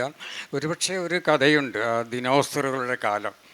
അങ്ങനെ ഒരു കഥയുണ്ടല്ലോ, ഒരുപാട് പിന്നെ എനിക്കൊരുപാട് എതിർപ്പുകളൊക്കെ ഉണ്ടായി, എൻ്റെ കോലമൊക്കെ കത്തിക്കുകയുണ്ടായി. ഞാനിങ്ങനെ എൻ്റെ വീട്ടിലിരുന്ന് പിന്നെ ടി വി കാണുമ്പോഴാണ് ശ്രീജ പറയുന്നത് നിങ്ങളുടെ കോലം കത്തിക്കുന്നു. അപ്പം ഞാൻ ടി വിയിൽ നോക്കുമ്പോൾ എൻ്റെ കോലം കത്തുകയാണ്. അപ്പം അങ്ങനെയൊക്കെ. പിന്നെ അതുപോലെ തന്നെ വടകര അവിടെ ഒരു ക്ഷേത്രത്തിൽ ഞങ്ങളൊക്കെ ഉത്സവത്തിന് പോയപ്പോൾ ആ സമയത്ത് തന്നെ രാത്രി പന്തം കൊളുത്തിക്കൊണ്ടൊരു ജാഥ പിന്നെ പോവുകയാണ്. അപ്പം മുദ്രാവാക്യം ഇതാണ്, മുകുന്ദ കള്ളുകുടിയ തിരിച്ചു പോകൂ ഡൽഹിയിലേക്കെന്ന് കേട്ടോ. അപ്പോഴതാണ് മുദ്രാവാക്യം. ഞാൻ എൻ്റെ അടുത്ത് കൂടിയാണ് പോകുന്നവർ, പന്തമൊക്കെ കത്തിച്ചുകൊണ്ട്. അപ്പോഴൊക്കെ ഞാൻ ആലോചിച്ചു വേണ്ടായിരുന്നു, ആ കഥ വേണ്ടായിരുന്നു. കാരണം അത് പിന്നെ അവരെങ്ങനെ മുദ്രാവാക്യം വിളിച്ച് പോയിക്കൊള്ളട്ടെ, പക്ഷെ അത് എന്നെ ശല്യപ്പെടുത്തുന്നുണ്ട് ഭയങ്കരമായിട്ട്. ഇപ്പം എല്ലാവരും പറയാറുണ്ട് പിന്നെ നമ്മൾ എഴുത്തുകാരന് മനോദാർഢ്യം വേണമെന്നുള്ളത്. ഇപ്പോൾ ശല്യം വരുന്നത് നമുക്ക് സോഷ്യൽ മീഡിയയിൽ നിന്നാണ്. ഇപ്പം എന്തെങ്കിലും നമ്മൾ പറഞ്ഞു കഴിഞ്ഞാൽ സോഷ്യൽ മീഡിയയിൽ ഭയങ്കരമായിട്ടുള്ള ആക്രമണങ്ങളാണ്. അപ്പം പിന്നെ ഞാൻ വിചാരിക്കും അതിനെ നമുക്ക് തള്ളിക്കളയാം, സീരിയസ് ആയി എടുക്കേണ്ട. പക്ഷേ അതിനെ ശല്യം ചെയ്യുന്നുണ്ട് ഭയങ്കരമായിട്ട്. നമുക്ക് അങ്ങനെയുള്ളൊരു മനോദാർഢ്യം ഇല്ല, ഒരു എഴുത്തുകാരനത് ഉണ്ടാകില്ല ഒരിക്കലും. നമ്മളൊക്കെ എഴുത്തുകാരനൊക്കെ ദുർബലരാണ്. ഞാനെപ്പോഴും വിശ്വസിക്കുന്നത് അങ്ങനെയാണ്. എഴുത്തുകാരന് കരുത്തുണ്ടെങ്കിൽ വേറെ മാഹിയിൽ പണം ഉണ്ടാക്കാൻ മദ്യക്കച്ചവടം ചെയ്താൽ മതിയായിരുന്നു. 60 കൊല്ലം കൊണ്ട് ഞാൻ ഉണ്ടാക്കിയതിൽ കൂടുതൽ പണം ഒരു ലിക്കർ ഷോപ്പ് കൊണ്ട് ഉണ്ടാക്കാൻ കഴിയുമായിരുന്നു. പക്ഷെ നമ്മൾ ദുർബലരായത് കൊണ്ടാണ് മദ്യക്കച്ചവടം ചെയ്യാതെയും പിന്നെ നോവൽ എഴുതുകയും ചെയ്യുന്നത്. അപ്പോൾ ദുർബല മനസ്സുള്ളവരാണ് എഴുത്തുകാർ പൊതുവെ. അപ്പോൾ അവരോട് നിങ്ങൾ ഈ സോഷ്യൽ മീഡിയയിലുള്ള ആക്രമണങ്ങളൊക്കെ അവഗണിക്കുന്നത് പറയാൻ എളുപ്പമാണ്, പക്ഷേ എനിക്കത് പിന്നെ പലപ്പോഴും താങ്ങാൻ കഴിയുന്നില്ല. അന്നേരം ഞാൻ വിചാരിക്കും ഒന്നും പറയണ്ട, മിണ്ടാതിരുന്നാൽ മതിയെന്ന്. പക്ഷേ എൻ്റെ ഉള്ളിൽ ഈ സച്ചിദാനന്ദൻ പറഞ്ഞൊരു കാര്യമുണ്ടല്ലോ, പിന്നെ ഏതൊരു നാട്ടാനയുടെ ഉള്ളിൽ ഒരു കാടുണ്ടെന്ന് സച്ചിദാനന്ദൻ പറഞ്ഞതാണത്. നമ്മൾ നാട്ടാന, നമ്മളിപ്പോൾ ഉത്സവത്തിന് കൊണ്ടുവരുന്ന ആന, അതിൻ്റെ ഉള്ളിൽ പോലും കാടിൻ്റെ ഓർമ്മകളുണ്ടെന്നാണ് പറയുന്നത്. അതുപോലെയാണ് ഞാൻ. എന്തൊക്കെ പറഞ്ഞാൽ എൻ്റെ ഉള്ളിലൊരു കലാപകാരിയുണ്ട് കേട്ടോ. ഞാൻ എത്ര തന്നെ ഇതൊന്നും വേണ്ട, എല്ലാം ഒഴിവാക്കാം, നല്ലവനായി ജീവിക്കുമെന്ന് പറയുമ്പോഴും ഈ ആന അതിൻ്റെ കാടിനെ ഓർമ്മിക്കുന്നത് പോലെ ഞാൻ എൻ്റെ ഉള്ളിലെ കലാപകാരിയെ ഓർമ്മിക്കുന്നുണ്ട്. ആ കലാപകാരി പുറത്തു വരുന്നുണ്ട്. അപ്പോൾ ആ കലാപകാരി എങ്ങനെ മെരുക്കിയെടുക്കണം എന്നുള്ളതാണ് എൻ്റെ ഇപ്പോഴുള്ള വലിയൊരു പ്രശ്നം. ഈ 60 വർഷത്തെ എഴുത്തുകൊണ്ട് എനിക്കതിനെ മെരുക്കിയെടുക്കാൻ സാധിച്ചിട്ടില്ല, ആ കലാപകാരിയെ. ഓരോ വർഷം കഴിയുമ്പോഴും മൂന്തേട്ടം പുറത്തുനിന്ന് മെരുക്കാൻ ശ്രമിക്കുമ്പോൾ പിടിതരാതെ അകത്തുനിന്നതിങ്ങ് ചാടും. അപ്പോൾ ഞാൻ ഇപ്പം നേരത്തെ നമ്മൾ പുനത്തിൽ കുഞ്ഞബ്ദുള്ളയെക്കുറിച്ച് പറയുന്നു, അല്ലെങ്കിൽ മാധവിക്കുട്ടിയെക്കുറിച്ച്, VKN കുറിച്ച്, ദില്ലിയിലുണ്ടായിരുന്ന സുഹൃത്തുക്കളെക്കുറിച്ച്, വിജയനെക്കുറിച്ച് പലരും ഇന്നില്ല. ഒരു കാലത്ത് മുകുന്ദേട്ടൻ്റെ കൗമാരത്തെയും മുകുന്ദേട്ടൻ്റെ യൗവനത്തെയും ഒക്കെ പങ്കുവെച്ച പലരും ഇന്നില്ല. അവരെയൊക്കെ ഓർക്കുമ്പോൾ സങ്കടം വരാറുണ്ടോ? സങ്കടമുള്ള എന്തെങ്കിലുമൊക്കെ ആയി? അല്ല, എനിക്ക് ഒരുപാട് സങ്കടമുള്ളത് കുഞ്ഞബ്ദുള്ളയുടെ കാര്യത്തിലാണ്. പിന്നെ ഞാൻ പലതവണ അത് പറഞ്ഞിട്ടുണ്ട്. മലയാളത്തിലെ ഏറ്റവും സർഗധനനായിട്ടുള്ള എഴുത്തുകാരനാണ്. എന്തെഴുതുമ്പോഴും ഉണ്ടല്ലോ അത് ആ ഒരു അതിൻ്റെ ഒരു പാരായണക്ഷമത, നമ്മൾ റീഡബിലിറ്റി എന്ന് പറയുന്നത് അത്ഭുതകരമാണ് അതിൻ്റെ. അപ്പം ബഷീറിനുള്ള എല്ലാം തന്നെ കുഞ്ഞബ്ദുള്ളയ്ക്ക് ഉണ്ടായിരുന്നു കേട്ടോ. ഭാഷ, എൻ്റെ പിന്നെ നമ്മളെ ഹ്യൂമർ. ഒരു കാലത്ത് ഞാൻ വിശ്വസിച്ചിരുന്നത് കുഞ്ഞബ്ദുള്ള ബഷീറിനെ മറികടക്കുമെന്നുള്ളതായിരുന്നു. അങ്ങനെ ഞാൻ വിശ്വസിച്ചിരുന്നു. അങ്ങനെയുള്ളൊരു എഴുത്തുകാരൻ ഇതുപോലുള്ളൊരു പതനം അത് വല്ലാതെ എന്നെ വിഷമിപ്പിച്ചിട്ടുണ്ട്. ഇപ്പോഴും പോലും എനിക്ക് എന്തെങ്കിലും പിന്നെ ഒരു പുരസ്കാരം കിട്ടുമ്പോഴോ അല്ലെങ്കിൽ അപ്പോഴൊക്കെ ഞാൻ അവനെ ഓർക്കും. കാരണം അവനെന്നോട് എപ്പോഴും പറയാറുണ്ട്, നീ ഒരിക്കലും വലിയ പുരസ്കാരങ്ങളൊന്നും തനിയെ വാങ്ങരുത്, നമ്മൾ രണ്ടുപേരും ഒന്നിച്ച് വാങ്ങണമെന്ന്. ഒന്നിച്ച് വാങ്ങണമെന്നാണ് അവൻ പറയുക, വലിയ പുരസ്കാരങ്ങളൊക്കെ. ഇപ്പോൾ എഴുത്തച്ഛൻ പുരസ്കാരമൊക്കെ എനിക്ക് തനിയെ വാങ്ങേണ്ടി വന്നു. അപ്പോൾ അങ്ങനെയും ഞങ്ങൾ തമ്മിൽ അത്ര ഒരു സ്നേഹം, ഒരു വളരെ ആഴത്തിലുള്ളൊരു സ്നേഹമുണ്ട് ഞങ്ങൾ തമ്മിൽ. പിന്നെ എല്ലാം കൊടുക്കുകയും വാങ്ങുകയും ചെയ്യുന്ന. പക്ഷെ എന്നെ അവൻ ഒരുപാട് ദ്രോഹിച്ചിട്ടുമുണ്ട്, അത് തീർച്ചയാണ്. പിന്നെ ഒരുപാട് ദ്രോഹിച്ചിട്ടുണ്ട്. ഉത്തരവാദിത്തമില്ലാതെ പല കാര്യങ്ങളും പറയുക. ഇൻ്റർവ്യൂ അവൻ നൽകുന്ന വാർഷിക പതിപ്പുകളിലാണ് അവൻ ഏറ്റവും കൂടുതൽ ഇൻ്റർവ്യൂ എഴുതുന്നത്. ഒരു ഓരോ ഇൻ്റർവ്യൂവും വരുമ്പോഴും എനിക്ക് ആദിയാണ് എന്താണ് പറയുക എന്നുള്ളത്. ഇല്ലാത്തത് പറയും, ഉള്ളത് പറഞ്ഞാൽ കുഴപ്പമില്ല, ഇല്ലാത്തത് പറയും. അതുകൊണ്ട് അങ്ങനെയൊക്കെ ആണെങ്കിലും എനിക്കിപ്പോഴും ദുഃഖം തോന്നുന്നുണ്ട്. ഇപ്പോൾ ഇവിടെ പോലും ഞാൻ അപ്പോൾ അവൻ ജീവിച്ചിരിപ്പുണ്ടെങ്കിൽ അവനിവിടെ ഒരു താരമായിട്ടുണ്ടാവും. ഈ 3 ദിവസത്തെ ഈ ചർച്ചകളിൽ അവനൊരു താരമായിട്ടുണ്ടാവും. ഒരുപാട് മറ്റാരും പറയാത്ത കാര്യങ്ങൾ പറയും, പലരെ ഷോക്ക് ചെയ്യും. പക്ഷെ എങ്കിലും ഉണ്ടല്ലോ ഒരു കുട്ടിയുടേതായിട്ടുള്ള എന്തോ ഉണ്ടവല്ലോ, ഒരു കുട്ടിയുടേതായിട്ടുള്ള ഒരു നിഷ്കളങ്കതയും. ഇപ്പം നമ്മൾ പറയും അധികം നിഷ്കളങ്കരാകുന്നത്, കുട്ടിയാകുന്നത് അതും അപകടകരമെന്നുള്ളതാണ്. പക്ഷെ ഞാൻ അവനെയാണ് മിസ് ചെയ്യുന്നത്. മറ്റാരെയും എനിക്കിപ്പോൾ എൻ്റെ കൂടെയുള്ള ബേബിച്ചൻ, കാക്കനാടനുണ്ട്. കാക്കനാടനെ ഞാൻ വ്യത്യസ്തമായിട്ടുള്ള ഞങ്ങൾ ഗുരു ശിഷ്യന്മാരായിരുന്നു. എന്നാലും എടാ പോടാന്ന് വിളിക്കുക, ശിഷ്യൻ ഗുരുവിനെ എടാന്ന് വിളിക്കും. അങ്ങനെയുള്ളൊരു ബന്ധം ഞങ്ങൾക്ക് ഉണ്ടായിരുന്നു. അപ്പോൾ കാക്കനാടന് ചെയ്തിട്ടുള്ളത് എനിക്ക് കുറേ കൂടി ഒരു ആത്മവിശ്വാസം നൽകുക എന്നുള്ളതായിരുന്നു. ഞാൻ ഇങ്ങനെ എപ്പോഴും ഒഴിഞ്ഞു മാറി നടക്കുക, ആളുകളെ കാണില്ല, സംസാരിക്കില്ല. അങ്ങനെയൊക്കെയായിരുന്നു ആദ്യകാലത്ത് ഡൽഹിയിൽ, വളരെ ഷൈ ആയിട്ട്. പക്ഷെ അങ്ങനെയുള്ള എന്നെ ഈ മുഖ്യധാരയിലേക്ക് കൊണ്ടുവരുന്നത്, കേരള ക്ലബ്ബിൽ ഒക്കെ കൊണ്ടുവരുന്നതും ഒക്കെ കാക്കനാടനാണ്. എന്നെ നിർബന്ധിച്ചിട്ട് അവിടെ കൊണ്ടുപോയി. അപ്പോൾ ആദ്യമൊക്കെ എനിക്ക് ഓർമ്മയുണ്ട്, കേരള ക്ലബ്ബിൽ ഒരിക്കലും എൻ്റെ ആദ്യമായിട്ട് ഞാനൊരു കഥ വായിച്ചപ്പോൾ ഞാനിങ്ങനെ അവിടെ എല്ലാം ഇങ്ങനെ വെള്ളിയാഴ്ച നമ്മൾ കഥ വായിച്ചിട്ട് ചർച്ച ചെയ്യും, ഒരാളൊരു കഥ വായിക്കും. അപ്പോൾ ഞാനിങ്ങനെ കഥയിങ്ങനെ വായിക്കുമ്പോൾ വെറുതെ ഇങ്ങനെ നോക്കിയപ്പോൾ നേരെ മുമ്പിലിരിക്കുന്നത് VKN, അപ്പുറത്തിരിക്കുന്നത് OV വിജയനുമാണ്. അപ്പോൾ ഞാൻ വല്ലാതെ ഭയന്നു പോയി. ഇത് 2 ആളുകൾ വേറെ മുമ്പിലിരുന്നില്ല കഥ വായിക്കുന്നത്, വിറച്ചു പോയി ശരിക്കും. അത്രയും ഞാൻ ദുർബലനായിരുന്നു. അപ്പം അങ്ങനെയുള്ള എന്നെ കുറേശ്ശെയായിട്ട് ബലപ്പെടുത്തിയത് ബേബിച്ചനാണ്. ഒരു ആത്മവിശ്വാസം നൽകിയത് എഴുത്തിൽ കൂടെയും സംസാരത്തിൽ കൂടെയൊക്കെ. അപ്പോൾ ഞാൻ കാക്കനാടനെയും ഇതുപോലുള്ള അവസരങ്ങൾ വല്ലാതെ മിസ് ചെയ്യുന്നുണ്ട്. അക്കാലം എന്ന് പറയുന്നത് കുറച്ചുകൂടെ രാഷ്ട്രീയത്തിലേക്കൊക്കെ നേരിട്ട് എഴുത്തുകാർ ഇടപെട്ടൊരു കാലമാണ്. മാധവിക്കുട്ടി തെരഞ്ഞെടുപ്പിൽ മത്സരിക്കുന്നു, SK പൊറ്റക്കാട് തെരഞ്ഞെടുപ്പിൽ മത്സരിക്കുന്നു. ഒരറ്റത്ത് ഇത്തരം പ്രവർത്തനങ്ങൾ സംഭവിക്കുന്നു, വേറൊരറ്റത്ത് നമുക്ക് പരിചിതമല്ലാത്ത ചില യുദ്ധങ്ങളും ചില ഒളിയുദ്ധങ്ങളുമൊക്കെ, ഉദാഹരണത്തിന് എം ടി വാസുദേവൻ നായരും ടി പത്മനാഭനും തമ്മിലുള്ള യുദ്ധം ഒരറ്റത്ത്, ഞാനോ നീയോ എന്ന യുദ്ധം നടക്കുന്നു. ഇവിടെ ഒന്നും എം മുകുന്ദനെ കണ്ടിട്ടില്ല, ഈ യുദ്ധത്തിൻ്റെ പക്ഷത്ത് കണ്ടിട്ടില്ല, ഈ രാഷ്ട്രീയത്തിൽ കണ്ടിട്ടില്ല. മുകുന്ദേട്ടൻ ഇപ്പം പറഞ്ഞു വെച്ച ഈ ദുർബലനാണോ ഇതിലൊന്നും കോൺട്രിബ്യൂട്ട് ചെയ്യാൻ മുകുന്ദേട്ടനെ പ്രേരിപ്പിക്കാതിരുന്നത്, അതോ ബോധപൂർവം ഒഴിഞ്ഞു നിൽക്കണം എന്ന് പറയുന്ന അങ്ങേയറ്റം തന്ത്രശാലിയായ ഒരാൾ മുകുന്ദേട്ടൻ്റെ ഉള്ളിൽ എവിടെയോ ഉണ്ടോ? അല്ല, ഞാൻ വിചാരിക്കുന്നത് ഇതൊന്നും ആവശ്യമില്ല എന്നുള്ളത്. ഒരു എഴുത്തുകാരനും നമുക്ക് പല വിധത്തിലും എഴുത്തുകാർ ഇങ്ങനെ ഈ ലൈം ലൈറ്റിൽ നിൽക്കാൻ വേണ്ടിയിട്ട് പല പരിശ്രമങ്ങളും നടത്തുന്നുണ്ട്. പക്ഷെ അതുകൊണ്ടൊന്നും എഴുത്തുകാരൻ നിലനിൽക്കില്ല. അപ്പോൾ എഴുത്തുകാരൻ്റെ ശക്തി എന്ന് നമ്മൾ പറയുന്നത് എഴുത്ത് തന്നെയാണ്.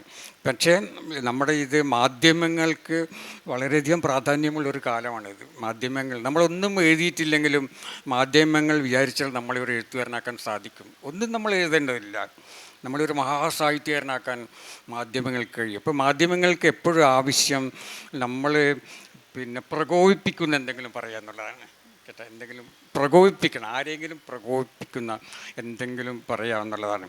അപ്പോൾ അത് മനസ്സിലാക്കിക്കൊണ്ട് ചില എഴുത്തുകാർ എപ്പോഴും അത് ചെയ്യുന്നുണ്ട്. ഏത് സ്ഥലത്ത് ഏത് ഇതുപോലുള്ള മീറ്റിങ്ങുകളിൽ പോയി കഴിഞ്ഞാലും നമ്മുടെ വിഷയത്തിൽ നിന്ന് മാറി അതിനപ്പുറത്തേക്ക് പോയിക്കൊണ്ട് ആരെയെങ്കിലും പ്രകോപിപ്പിക്കുന്ന എന്തെങ്കിലും പറഞ്ഞു കഴിഞ്ഞാൽ നാളെ പത്രത്തിലെ വാർത്ത വരും. അങ്ങനെയൊക്കെ അത് ആ ഒരു തിരിച്ചറിവ് കുറേയധികം എഴുത്തുകാർക്ക് ഇന്നുണ്ട്. അപ്പോൾ അവർ കാര്യമായിട്ടൊന്നും എഴുതാതെ ഇപ്പോൾ പറഞ്ഞതുപോലെ 4-5 കഥകൾ മാത്രം എഴുതിയിട്ടും ഇത്ര വർഷങ്ങളായിട്ട് ഈ മാധ്യമ ശ്രദ്ധ നേടിയിട്ടുള്ള എഴുത്തുകാർ നമ്മുടെ ഭാഷയിലുണ്ട്. അത് അപകടകരമാണത്. പക്ഷെ നാളെ നമ്മുടെ എഴുത്തുകാരൻ മരിച്ചു കഴിഞ്ഞാൽ എഴുത്തുകാരൻ്റെ കൃതികൾ നിലനിൽക്കുമല്ലോ. അപ്പം നാളെ എന്തെങ്കിലും ഈ കൃതികളെ വിലയിരുത്തുമ്പോഴാണ് പ്രശ്നമുണ്ടാകുക. കൃതികൾ അപ്പം എഴുത്തുകാരൻ വലുതാവുകയും കൃതി ചെറുതാവുകയും ചെയ്യുന്ന ഒരു കാഴ്ച അന്ന് ഭാവിയിലെ സാഹിത്യ ചരിത്രകാരന്മാർ കാണും. എഴുത്ത് വളരെ ചെറുതാണ്, പക്ഷേ എഴുത്തുകാരൻ വളരെ വലുതാണ്. അപ്പം എൻ്റെ കാഴ്ചപ്പാട് നേരെ മറിച്ചാണ്. എഴുത്തുകാരൻ ചെറുതാകുകയും എഴുത്ത് വളരെ വലുതാകുകയും ചെയ്യണം എന്നുള്ളതാണ് എൻ്റെ കാഴ്ചപ്പാട്. പക്ഷേ ചിലപ്പോഴെനിക്ക് ഇങ്ങനെയുള്ള ചിലർ ഇപ്പം നമ്മളെ പപ്പാട്ടൻ തന്നെ ഉണ്ടല്ലോ, ചില കുസൃതികളൊക്കെ പറയുമ്പോൾ ഞാൻ വിചാരിക്കും അതൊക്കെ മാനുഷികമാണ്. നമ്മളാരും അങ്ങനെ ദൈവങ്ങളൊന്നുമില്ലല്ലോ, എഴുത്തുകാർ ദൈവങ്ങളൊന്നുമില്ലല്ലോ, നമ്മൾക്ക് സാധാരണ പച്ചയായിട്ടുള്ള മനുഷ്യരാണ്. അപ്പോൾ അതുകൊണ്ട് അങ്ങനെയൊക്കെ പറയട്ടെ എന്നാണ്. പപ്പട്ടൻ അങ്ങനെ പലതും പറഞ്ഞിട്ടുണ്ട്. ഒരിക്കൽ പറഞ്ഞെന്താണെന്ന് വെച്ചാൽ നമ്മുടെ സാഹിത്യത്തിൽ 2 കുള്ളന്മാരുണ്ടെന്ന് പറഞ്ഞു കേട്ടോ, 2 കുള്ളന്മാർ. എന്നിട്ട് പറഞ്ഞു കുള്ളന്മാരെ സൂക്ഷിക്കണം, അവർ ഭയങ്കര അപകടകാരികളാണെന്ന്. അപ്പം അത് കേട്ടുന്ന ആൾ ചോദിച്ചു ആരാണ് കൊള്ളന്മാരെന്ന്. അത് പുനത്തിൽ കുഞ്ഞബ്ദുള്ളയും എം മുകുന്ദനുമാണ് കേട്ടോ. അപ്പോൾ ഈ 2 കുള്ളന്മാരെയും സൂക്ഷിക്കണമെന്നാണ് പറഞ്ഞത്, അപകടകാരികളാണെന്നാണ്. അപ്പോൾ ഇത് കേട്ടൊക്കെ എനിക്ക് തോന്നി നമുക്കിതൊക്കെ വേണം. സാഹിത്യത്തിലുണ്ടല്ലോ നമുക്ക് വലിയ ഈ 60കളിലൊക്കെ വലിയ സാഹിത്യ ചർച്ചകൾ ലോകത്തിൽ നടക്കാറുണ്ട്. ഈ ആൽബേർ കാമിയും സാർത്രൊക്കെ ഇവർ തമ്മിലുള്ള വലിയ ഇങ്ങനെ വാദപ്രതിവാദങ്ങളൊക്കെ നടക്കുമായിരുന്നു. ലോകത്തന്നെ മാറ്റിമറിച്ച ആശയങ്ങളൊക്കെ കൊണ്ടുവന്നു. സാർത്ര സ്റ്റാലിൻ്റെ സപ്പോർട്ട് ചെയ്തു, ആൽബേർ കാമ്യു അതിനെതിരായിട്ട് സംസാരിച്ചു. അപ്പോൾ അങ്ങനെയുള്ള ഇതൊക്കെയാണ് നമ്മൾ സാഹിത്യത്തിൽ നമ്മൾ കാണുന്നത്. ഇതിൻ്റെ കൂടെ തന്നെ പപ്പട്ടനെ പോലുള്ളവരെ നമുക്ക് ആവശ്യമാണ്. വരാനിരിക്കുന്ന ഒരു കാലത്തിനു വേണ്ടി എന്തൊക്കെ മലയാള സാഹിത്യത്തിൽ പുതുതായി വെക്കണം എന്നാണ് മുകുന്ദേട്ടൻ വിചാരിക്കുന്നത്? അല്ല, പുതിയതായി നമ്മൾ പറയുന്നത് ഇപ്പം നമ്മുടെ എഴുത്തിൻ്റെ ഭാവിയെക്കുറിച്ച് പോലും നമുക്ക് ആശങ്കയുള്ളൊരു കാലത്താണ് നമ്മൾ ജീവിക്കുന്നത്.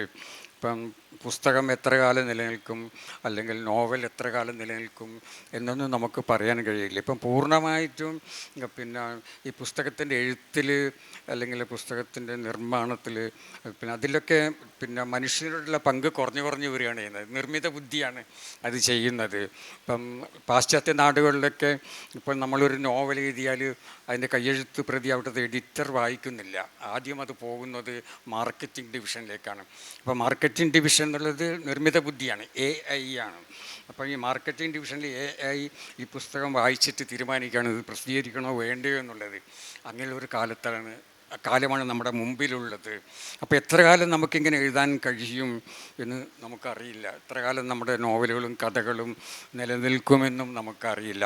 എല്ലാം തന്നെ ഈ നിർമ്മിത ബുദ്ധി ടേക്ക് ഓവർ ചെയ്യുന്ന ഒരു കാലം നമ്മുടെ തൊട്ട് മുമ്പിലുണ്ട്. ഇപ്പം നമ്മൾ പറഞ്ഞാൽ വിശ്വസിക്കില്ല, നമ്മൾ ഇപ്പോഴും ഭാവി എന്ന് പറയുന്നുണ്ടല്ലോ. ഭാവി എന്ന് നമ്മൾ പറയുന്നത്, നമ്മളിപ്പം ഈ പാശ്ചാത്യ നാടുകളിൽ പോയി കഴിഞ്ഞാൽ നമ്മൾ ഭാവി എന്ന് പറയുന്നത് അവരുടെ വർത്തമാനകാലമാണ്. സമയമാണ്. അപ്പം ഞാൻ പറയുന്നതാണ്, നമ്മൾ ഭാവി എന്ന് പറയുന്നത് അത് ഓൾറെഡി സംഭവിച്ചു കഴിഞ്ഞത് പാശ്ചാത്യ നാടുകളിലൊക്കെ. അതാണ്. അപ്പോൾ ഇനി അതുകൊണ്ട് എത്ര കാലം നമ്മുടെ നോവലുകളൊക്കെ ഉണ്ടാവുമെന്ന് എനിക്കറിയില്ല. പക്ഷേ ഈയിടെ പിന്നെ നോം ചോംസ്കി പറഞ്ഞത്, അദ്ദേഹത്തോട് ഇങ്ങനെ ആരോ ചോദിച്ചിരുന്നു, ചോംസ്കിയോട് ആരോ ചോദിച്ചു ഇങ്ങനെ ഈ നിർമ്മിത ബുദ്ധിയുടെ കാലത്ത് എഴുത്തുകാരുടെ പങ്ക് എന്താണെന്നുള്ളത്, ക്രിയേറ്റീവായിട്ട് എഴുതുന്നവരുടെ. കാരണം നിർമ്മിത ബുദ്ധിക്ക് നോവലും കഥ എഴുതാൻ കഴിയും. അപ്പം നമ്മുടെ പങ്ക് എന്താണെന്നുള്ളത്. അപ്പം ചോംസ്കി പറഞ്ഞത് AI-ക്ക് സ്വപ്നം കാണാൻ കഴിയില്ല എന്നുള്ളതാണ്, നമുക്ക് മനുഷ്യർക്ക് സാധിക്കും എന്നുള്ളതാണ്. അപ്പം AI നിർമ്മിത ബുദ്ധിക്ക് സ്വപ്നം കാണാൻ കഴിയാത്ത കാലത്തോളം നമുക്ക് ആശങ്കപ്പെടേണ്ട. പക്ഷെ നാളെ നിർമ്മിത ബുദ്ധി സ്വപ്നം കാണാൻ കൂടി തുടങ്ങിയാൽ പിന്നീട് നമുക്ക് പുസ്തകങ്ങളൊക്കെ അടച്ചു വെച്ച് വേറെ വല്ല ജോലിയും ചെയ്യാം. നിർമ്മിത ബുദ്ധി സ്വപ്നം കാണാനെന്നുള്ള ശേഷിയിലേക്ക് വളരുന്ന ഒരു കാലത്തെക്കുറിച്ചുള്ള അപകടം കൂടെ പറഞ്ഞു വെക്കുന്നിടത്തോളം ആധുനികനാണ് എം മുകുന്ദൻ എന്നുകൂടിയാണ് നാം തിരിച്ചറിയേണ്ടത് എന്നാണ്. മലയാള സാഹിത്യത്തിലെ ഏറ്റവും ചെറുപ്പക്കാർ ഒരുപക്ഷെ അത്ര കണ്ട് ആലോചിച്ചിട്ടുണ്ടാകുമോ എന്ന തോന്നൽ ഇങ്ങനെ ഇരിക്കുമ്പോൾ എനിക്കുണ്ട്. ഒരൊറ്റ ചോദ്യം കൂടെ ചോദിച്ച് ഞാൻ അവസാനിപ്പിക്കും. ദിനോസറുകളുടെ കാലത്തെ ആമുഖമായി എം മുകുന്ദൻ അവതരിപ്പിക്കുമ്പോൾ എനിക്കറിയാമായിരുന്നു കഴിഞ്ഞ 2-3 ദിവസങ്ങൾ തന്നെ ഇങ്ങനെ കൊണ്ടാടുമ്പോൾ ഏതെങ്കിലും രീതിയിൽ താൻ അവശേഷിപ്പിച്ചു പോയ സങ്കടങ്ങളെ കൂടെ ഇല്ലാതാക്കിക്കൊണ്ട് ഈ സാഹിത്യോത്സവത്തിൽ നിന്ന് മടങ്ങണം എം മുകുന്ദന് എന്ന് അദ്ദേഹം ആഗ്രഹിക്കുന്നത് കൊണ്ടാണ് തീർച്ചയായും അദ്ദേഹം അത് നമ്മുടെ മുമ്പിൽ ആമുഖമായി പറഞ്ഞു വെച്ചിട്ടുണ്ടാവുക. മുകുന്ദേട്ടൻ ഏറ്റവും പുതുതായി കേട്ട വിമർശനങ്ങളിലൊന്ന് സ്ത്രീ എഴുത്തുകാരിലെ സർഗാത്മക ശേഷിയെക്കുറിച്ച് മുകുന്ദേട്ടൻ നടത്തിയൊരു പരാമർശം പലരെയും വിഷമിപ്പിച്ചു എന്നതാണ്. പക്ഷേ ഏറ്റവും പുതിയ കാലത്തെ കണക്കുകൾ നാം എടുത്ത് പരിശോധിക്കുമ്പോൾ പോലും ആണെഴുത്തുകാരോളം ഒരു കാലം സ്ത്രീക്ക് എഴുതാൻ കഴിയാത്ത, സ്ത്രീക്ക് പുറത്തു വരാൻ കഴിയാത്ത ഒക്കെ ഒരു കാലത്തോട് മല്ലിട്ടാണ് പലപ്പോഴും ഇവിടെ സ്ത്രീ എഴുത്തുകൾ സംഭവിച്ചിട്ടുള്ളത്. എക്സ്പോഷർ മാറ്റിപ്പണിയപ്പെട്ടതിന് ശേഷം, പെണ്ണുങ്ങൾക്ക് കൂടെയുള്ള ഒരു പൊതുവിടം നിർമ്മിക്കപ്പെട്ടതിന് ശേഷം ആ പൊതുവിടത്തിൻ്റെ സാധ്യതകൾ ഉപയോഗിക്കുന്ന ഇടത്തിലേക്ക് മലയാളത്തിൻ്റെ സ്ത്രീ എഴുത്തുകൾ വളർന്നിട്ടുണ്ടോ എന്നൊരു ചോദ്യം ന്യായമായും നമ്മുടെ മുമ്പിലുണ്ട്. ഇതൊന്നുമല്ലാത്ത കാലത്തെഴുതിയ മാധവിക്കുട്ടിയെപ്പോലെ, ഇതൊന്നുമല്ലാത്ത കാലത്തെഴുതിയ പലരെയും പോലെ കാലം മാറി കുറച്ചുകൂടെ സ്ത്രീപക്ഷ രാഷ്ട്രീയത്തിൻ്റെയൊക്കെ സാധ്യതകൾ ഉച്ചത്തിൽ സംസാരിക്കുന്ന ഒരിടത്ത് നിന്ന്, സ്ത്രീക്ക് തുല്യതയെക്കുറിച്ച് സംസാരിക്കുന്ന ഒരിടത്ത് നിന്ന് സ്ത്രീക്ക് ആ പൊസിഷൻ അച്ചീവ് ചെയ്യാനുള്ള ശ്രമം നടത്താൻ കഴിഞ്ഞിട്ടുണ്ടോ എന്നൊരു ചോദ്യത്തെ ആയിരിക്കാം പലപ്പോഴും സ്ത്രീ എഴുത്തല്ല ഇവിടെ ആഘോഷിക്കപ്പെട്ടത് എന്ന അർത്ഥത്തിൽ മുകുന്ദേട്ടൻ പറഞ്ഞു വെച്ചത്. പക്ഷേ അത് അദ്ദേഹത്തിൻ്റെ വാക്കിന് മുകളിൽ മാത്രം കടിച്ചു തൂങ്ങി വിമർശിക്കപ്പെടുന്ന സങ്കടമുള്ളൊരു കാഴ്ചയും കൂടെ നാം കണ്ടിട്ടുണ്ട്. വ്യക്തിപരമായി ആ കാഴ്ചയോട് എനിക്ക് വിയോജിപ്പുമുണ്ട്. അതിലൊരു ശരിയുണ്ട് എന്ന് ഞാൻ വിചാരിക്കുന്നുമുണ്ട്. പറഞ്ഞ വാക്കുകളിൽ മാത്രം തങ്ങി നിന്ന് നാം ചർച്ച ചെയ്തതിനെ എം മുകുന്ദൻ എങ്ങനെ കാണുന്നു എന്നുകൂടെ എനിക്ക് ചോദിക്കേണ്ടതുണ്ട്. അതിനെ എത്ര കണ്ട് മുന്നോട്ട് കൊണ്ടുപോകാൻ എം മുകുന്ദനിലെ എഴുത്തുകാരന് കഴിയും എന്നുകൂടെ കേട്ടതിന് ശേഷം ഈ ഔദ്യോഗിക സെഷൻ അവസാനിപ്പിക്കാമെന്നാണ് വിചാരിക്കുന്നത്. ഇപ്പം നമ്മുടെ നാട്ടിൽ എനിക്ക് തോന്നുന്നത് ഈ മാധവിക്കുട്ടി മരിച്ചപ്പോൾ ഒരു വായനക്കാരി പിന്നെ എവിടെ എഴുതി വെച്ചു, ഞങ്ങൾ അനാഥരായി, ഇനി ഞങ്ങൾക്ക് ആരുമില്ല കേട്ടോ. പക്ഷേ നമ്മുടെ നാട്ടിലെ പെൺകുട്ടികൾ അനാഥരായില്ല. നമ്മൾ കാണുന്നത് ഒരു മാധവിക്കുട്ടി പോയപ്പോൾ നിരവധി മാധവിക്കുട്ടികളിലൂടെ ജനിച്ചു എന്നുള്ളതാണ് കേട്ടോ. ഇപ്പോൾ ഒരു പെൺകുട്ടിയും അനാഥരായിട്ടില്ല. ഇവിടെ ഒരുപാട് മാധവിക്കുട്ടിമാരിവിടെ ഉണ്ട്. പക്ഷെ ഇന്ന് എനിക്ക് തോന്നുന്നത് ഇന്ത്യയിൽ തന്നെ ഏറ്റവും അധികം സ്ത്രീ ശാക്തീവൽക്കരണം സംഭവിച്ചിട്ടുള്ള ഒരു സ്ഥലമാണ് കേരളം. നമ്മുടെ മുഖ്യധാരാ ജീവിതത്തിൽ എല്ലായിടത്തും സ്ത്രീ സാന്നിധ്യം നമ്മൾ കാണുന്നുണ്ട്. എഴുത്തിലും എഴുത്തിലും പിന്നെ എല്ലായിടത്തും നമ്മൾ കാണുന്നുണ്ട്. അപ്പം അതുകൊണ്ട് പിന്നെ പലപ്പോഴും എനിക്ക് തോന്നാറുണ്ട് നമ്മുടെ സാഹിത്യത്തിൻ്റെ ഭാവി പോലും സ്ത്രീകളിലാണ് എന്നുള്ളത് കേട്ടോ. അത്രയധികം നന്നായിട്ട് അവർ എഴുതുന്നുണ്ട്. പിന്നെ നമ്മൾ വളരെ സെൻസിറ്റീവ് ആകുന്നത് കൊണ്ടാണ് അത്. ഇപ്പം ഞാൻ പറഞ്ഞത് അന്ന് എന്തുകൊണ്ടാണെന്ന് വെച്ചാൽ എങ്ങനെ സ്ത്രീയുടെ ശരീരത്തെ മാർക്കറ്റ് ഉപയോഗിക്കുന്നു എന്നുള്ളതാണ്. പിന്നെ ഒരു സ്ത്രീ സുന്ദരിയാണെങ്കിൽ അതിനെ മാർക്കറ്റ് ഉപയോഗിക്കും. ഇപ്പം നമ്മൾ ടി വിയിൽ കാണുന്ന പരസ്യങ്ങൾ നോക്കൂ, എല്ലാ പരസ്യങ്ങളിലും സ്ത്രീയല്ലേ. എന്തിനു വേണ്ടി, സോപ്പായാലും ശരി, വെളിച്ചെണ്ണയായാലും ശരി, എല്ലാത്തിനും സ്ത്രീകളെയാണ് ഉപയോഗിക്കുന്നത്. അപ്പോൾ സ്ത്രീ എന്നുള്ളത് മാർക്കറ്റിൻ്റെ മാർക്കറ്റിൻ്റെ കയ്യിലുള്ള ഏറ്റവും കരുത്തുള്ള ഒരു സാധ്യതയാണ്, ഒരു ടൂളാണ്. അപ്പോൾ അത് അവരെല്ലാത്തിനും ഉപയോഗിക്കും, മാർക്കറ്റ് സാഹിത്യത്തിലും ഉപയോഗിക്കും, അത്രയേ ഉള്ളത്. ഇപ്പം സാഹിത്യത്തിൽ ഇപ്പം നമ്മൾ സ്ത്രീകളുടെ, ഞാൻ ആദ്യമായിട്ട് ഒരു ഉദാഹരണം പറഞ്ഞുതരാം. പിന്നെ രാധിക ജ എന്ന് പറഞ്ഞ ഒരു എഴുത്തുകാരി ഒരു നോവൽ എഴുതിയിരുന്നു. അതിൻ്റെ സ്മെൽ എന്നാണ് അതിൻ്റെ പേര്. സ്മെൽ. ഇത് വളരെ വർഷങ്ങൾക്ക് മുമ്പാണ്. ഇതിലേക്ക് ഞാൻ ഡൽഹിയിലുള്ളൊരു കാലത്ത് 10-30 വർഷങ്ങൾക്ക് മുമ്പ് സ്മെൽ എന്ന് പറഞ്ഞൊരു നോവൽ എഴുതുകയും ആ നോവൽ ഭയങ്കരമായിട്ട് ഞാൻ നോക്കുമ്പോൾ പിന്നെ എല്ലാ ആഴ്ചയിലുള്ള വാരാന്ത്യപ്പതിപ്പുകളെല്ലാം ഇതിനെക്കുറിച്ച് നിറയെ. അപ്പോൾ എന്താ സംഭവം പിന്നെ കാണുന്ന ഞാൻ ഈ പുസ്തകത്തിൻ്റെ കവറിൽ ഈ രാധിക ജ എന്ന പെൺകുട്ടിയാണ്. അവൾ അതീവ സുന്ദരിയാണ്. ആ ഒരു ഫോട്ടോ ആണ് അതിൻ്റെ മുകളിലുള്ളത്. അതാണ് മാർക്കറ്റ് ഉപയോഗിക്കുകയും നിരന്തരമായിട്ട് അവർ പിന്നെ ഈ പുസ്തകത്തിന് പ്രൊജക്റ്റ് ചെയ്തത്. അപ്പോൾ ഇതൊരു പഴയ സംഭവമല്ല, അത് മുമ്പേ നടന്നിട്ടുള്ള ഒരു സംഭവമാണ്.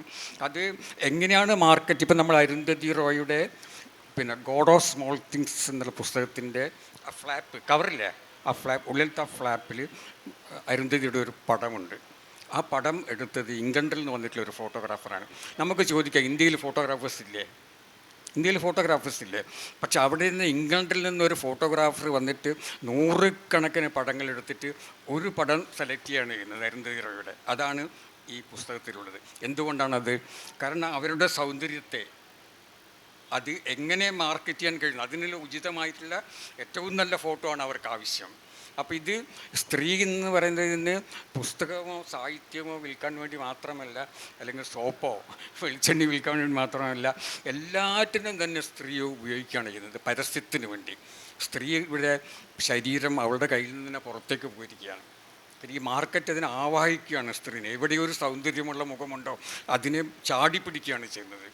എവിടെയെങ്കിലും ഒരു അല്പസൗന്ദര്യമുള്ള ഒരു പെൺകുട്ടിയെ കണ്ടു കഴിഞ്ഞാൽ അവർ മാർക്കറ്റ് ചാടിപ്പിടിക്കുകയും അതിനെ അവർ ഉപയോഗിക്കുകയും ചെയ്യും. ആ ഒരു പരിസരത്തിൽ ജാഗ്രത പുലർത്തണമെന്ന സന്ദേശമാണ് ഞാൻ നൽകിയത്. പക്ഷെ അത് തെറ്റായ രീതിയിൽ വായിക്കപ്പെടുകയാണ് ചെയ്യുന്നത് കേട്ടോ. അത് പിന്നെ അതാണ് ഇന്ന് സംഭവിക്കുന്നത്. ഈ മാർക്കറ്റിൻ്റെ കയ്യിൽ നിന്ന് എങ്ങനെ സ്ത്രീക്ക് രക്ഷപ്പെടാൻ കഴിയുമെന്നുള്ളതാണ്, പ്രത്യേകിച്ച് സാഹിത്യകാരികൾക്ക്. അത് ലോകത്തിലെല്ലായിടത്തും അങ്ങനെയുണ്ട്. നമ്മളിപ്പോൾ അമേരിക്കയിൽ ചെന്നതിൽ നമുക്ക് കാണാം, പുസ്തകങ്ങളുണ്ടല്ലോ. ഇപ്പം ഏറ്റവും എഴുത്തുകാരി വളരെ സുന്ദരിയാണെങ്കിൽ അവളുടെ ചിത്രം കവറിലുണ്ടാകും. അപ്പം ഇത് നമുക്ക് നേരത്തെ പറഞ്ഞൊരു ഇതിലേക്ക് നമ്മൾ വരുന്നത് പൊളിറ്റിക്കലി ഇൻകറക്റ്റാണ്. ഞാനിത് പറയുന്നത് പൊളിറ്റിക്കലി ഇൻകറക്റ്റാണ്, പറയാൻ പാടില്ലാത്തൊരു കാര്യമാണത്. ഇറ്റ്സ് എ ഫാക്റ്റ്, അത് സംഭവിക്കുന്ന ഒരു കാര്യമാണ്, സത്യമാണ്. പക്ഷേ ഞാനങ്ങനെ പറയുമ്പോൾ അത് പൊളിറ്റിക്കലി കറക്റ്റ് അല്ല. അതുകൊണ്ടാണ് വിമർശനം വരുന്നത്. പക്ഷെ ആരെങ്കിലും പറയണമല്ലോ എന്ന് പറഞ്ഞാണ് എം മുകുന്ദൻ നിർത്തുന്നത്. രാധിക ചായയുടെ കവർപ്പടത്തെ ആണുങ്ങൾ ആവേശത്തോടുകൂടെ പെറുക്കിക്കൊണ്ടുപോയ പോലെ എം മുകുന്ദനെ ആവേശത്തോടുകൂടെ പെറുക്കിക്കൊണ്ടുപോയ ആണുങ്ങളും പെണ്ണുങ്ങളുമാണ് ഇവിടെ കൂടിയിരിക്കുന്നതെന്ന് എനിക്കറിയാം. മുകുന്ദേട്ടൻ രാധിക ചായ മാത്രമേ നോക്കിയിട്ടുള്ളൂ. നമ്മൾ മുകുന്ദേട്ടൻ നോക്കുന്നത് മുകുന്ദേട്ടൻ അറിയാഞ്ഞിട്ടാണ് എന്നുകൂടെ പറഞ്ഞുകൊണ്ട് ഓഡിയൻസിൻ്റെ 1-2 ചോദ്യങ്ങളിലേക്ക്, എത്ര സമയമുണ്ട് എന്നെനിക്കറിയില്ല, 1-2 ചോദ്യങ്ങളിലേക്ക് കൂടെ നമുക്ക് വരാം. ഓഡിയൻസിന് ചോദിക്കാനുള്ള ചോദ്യങ്ങളിലേക്ക് വരാം.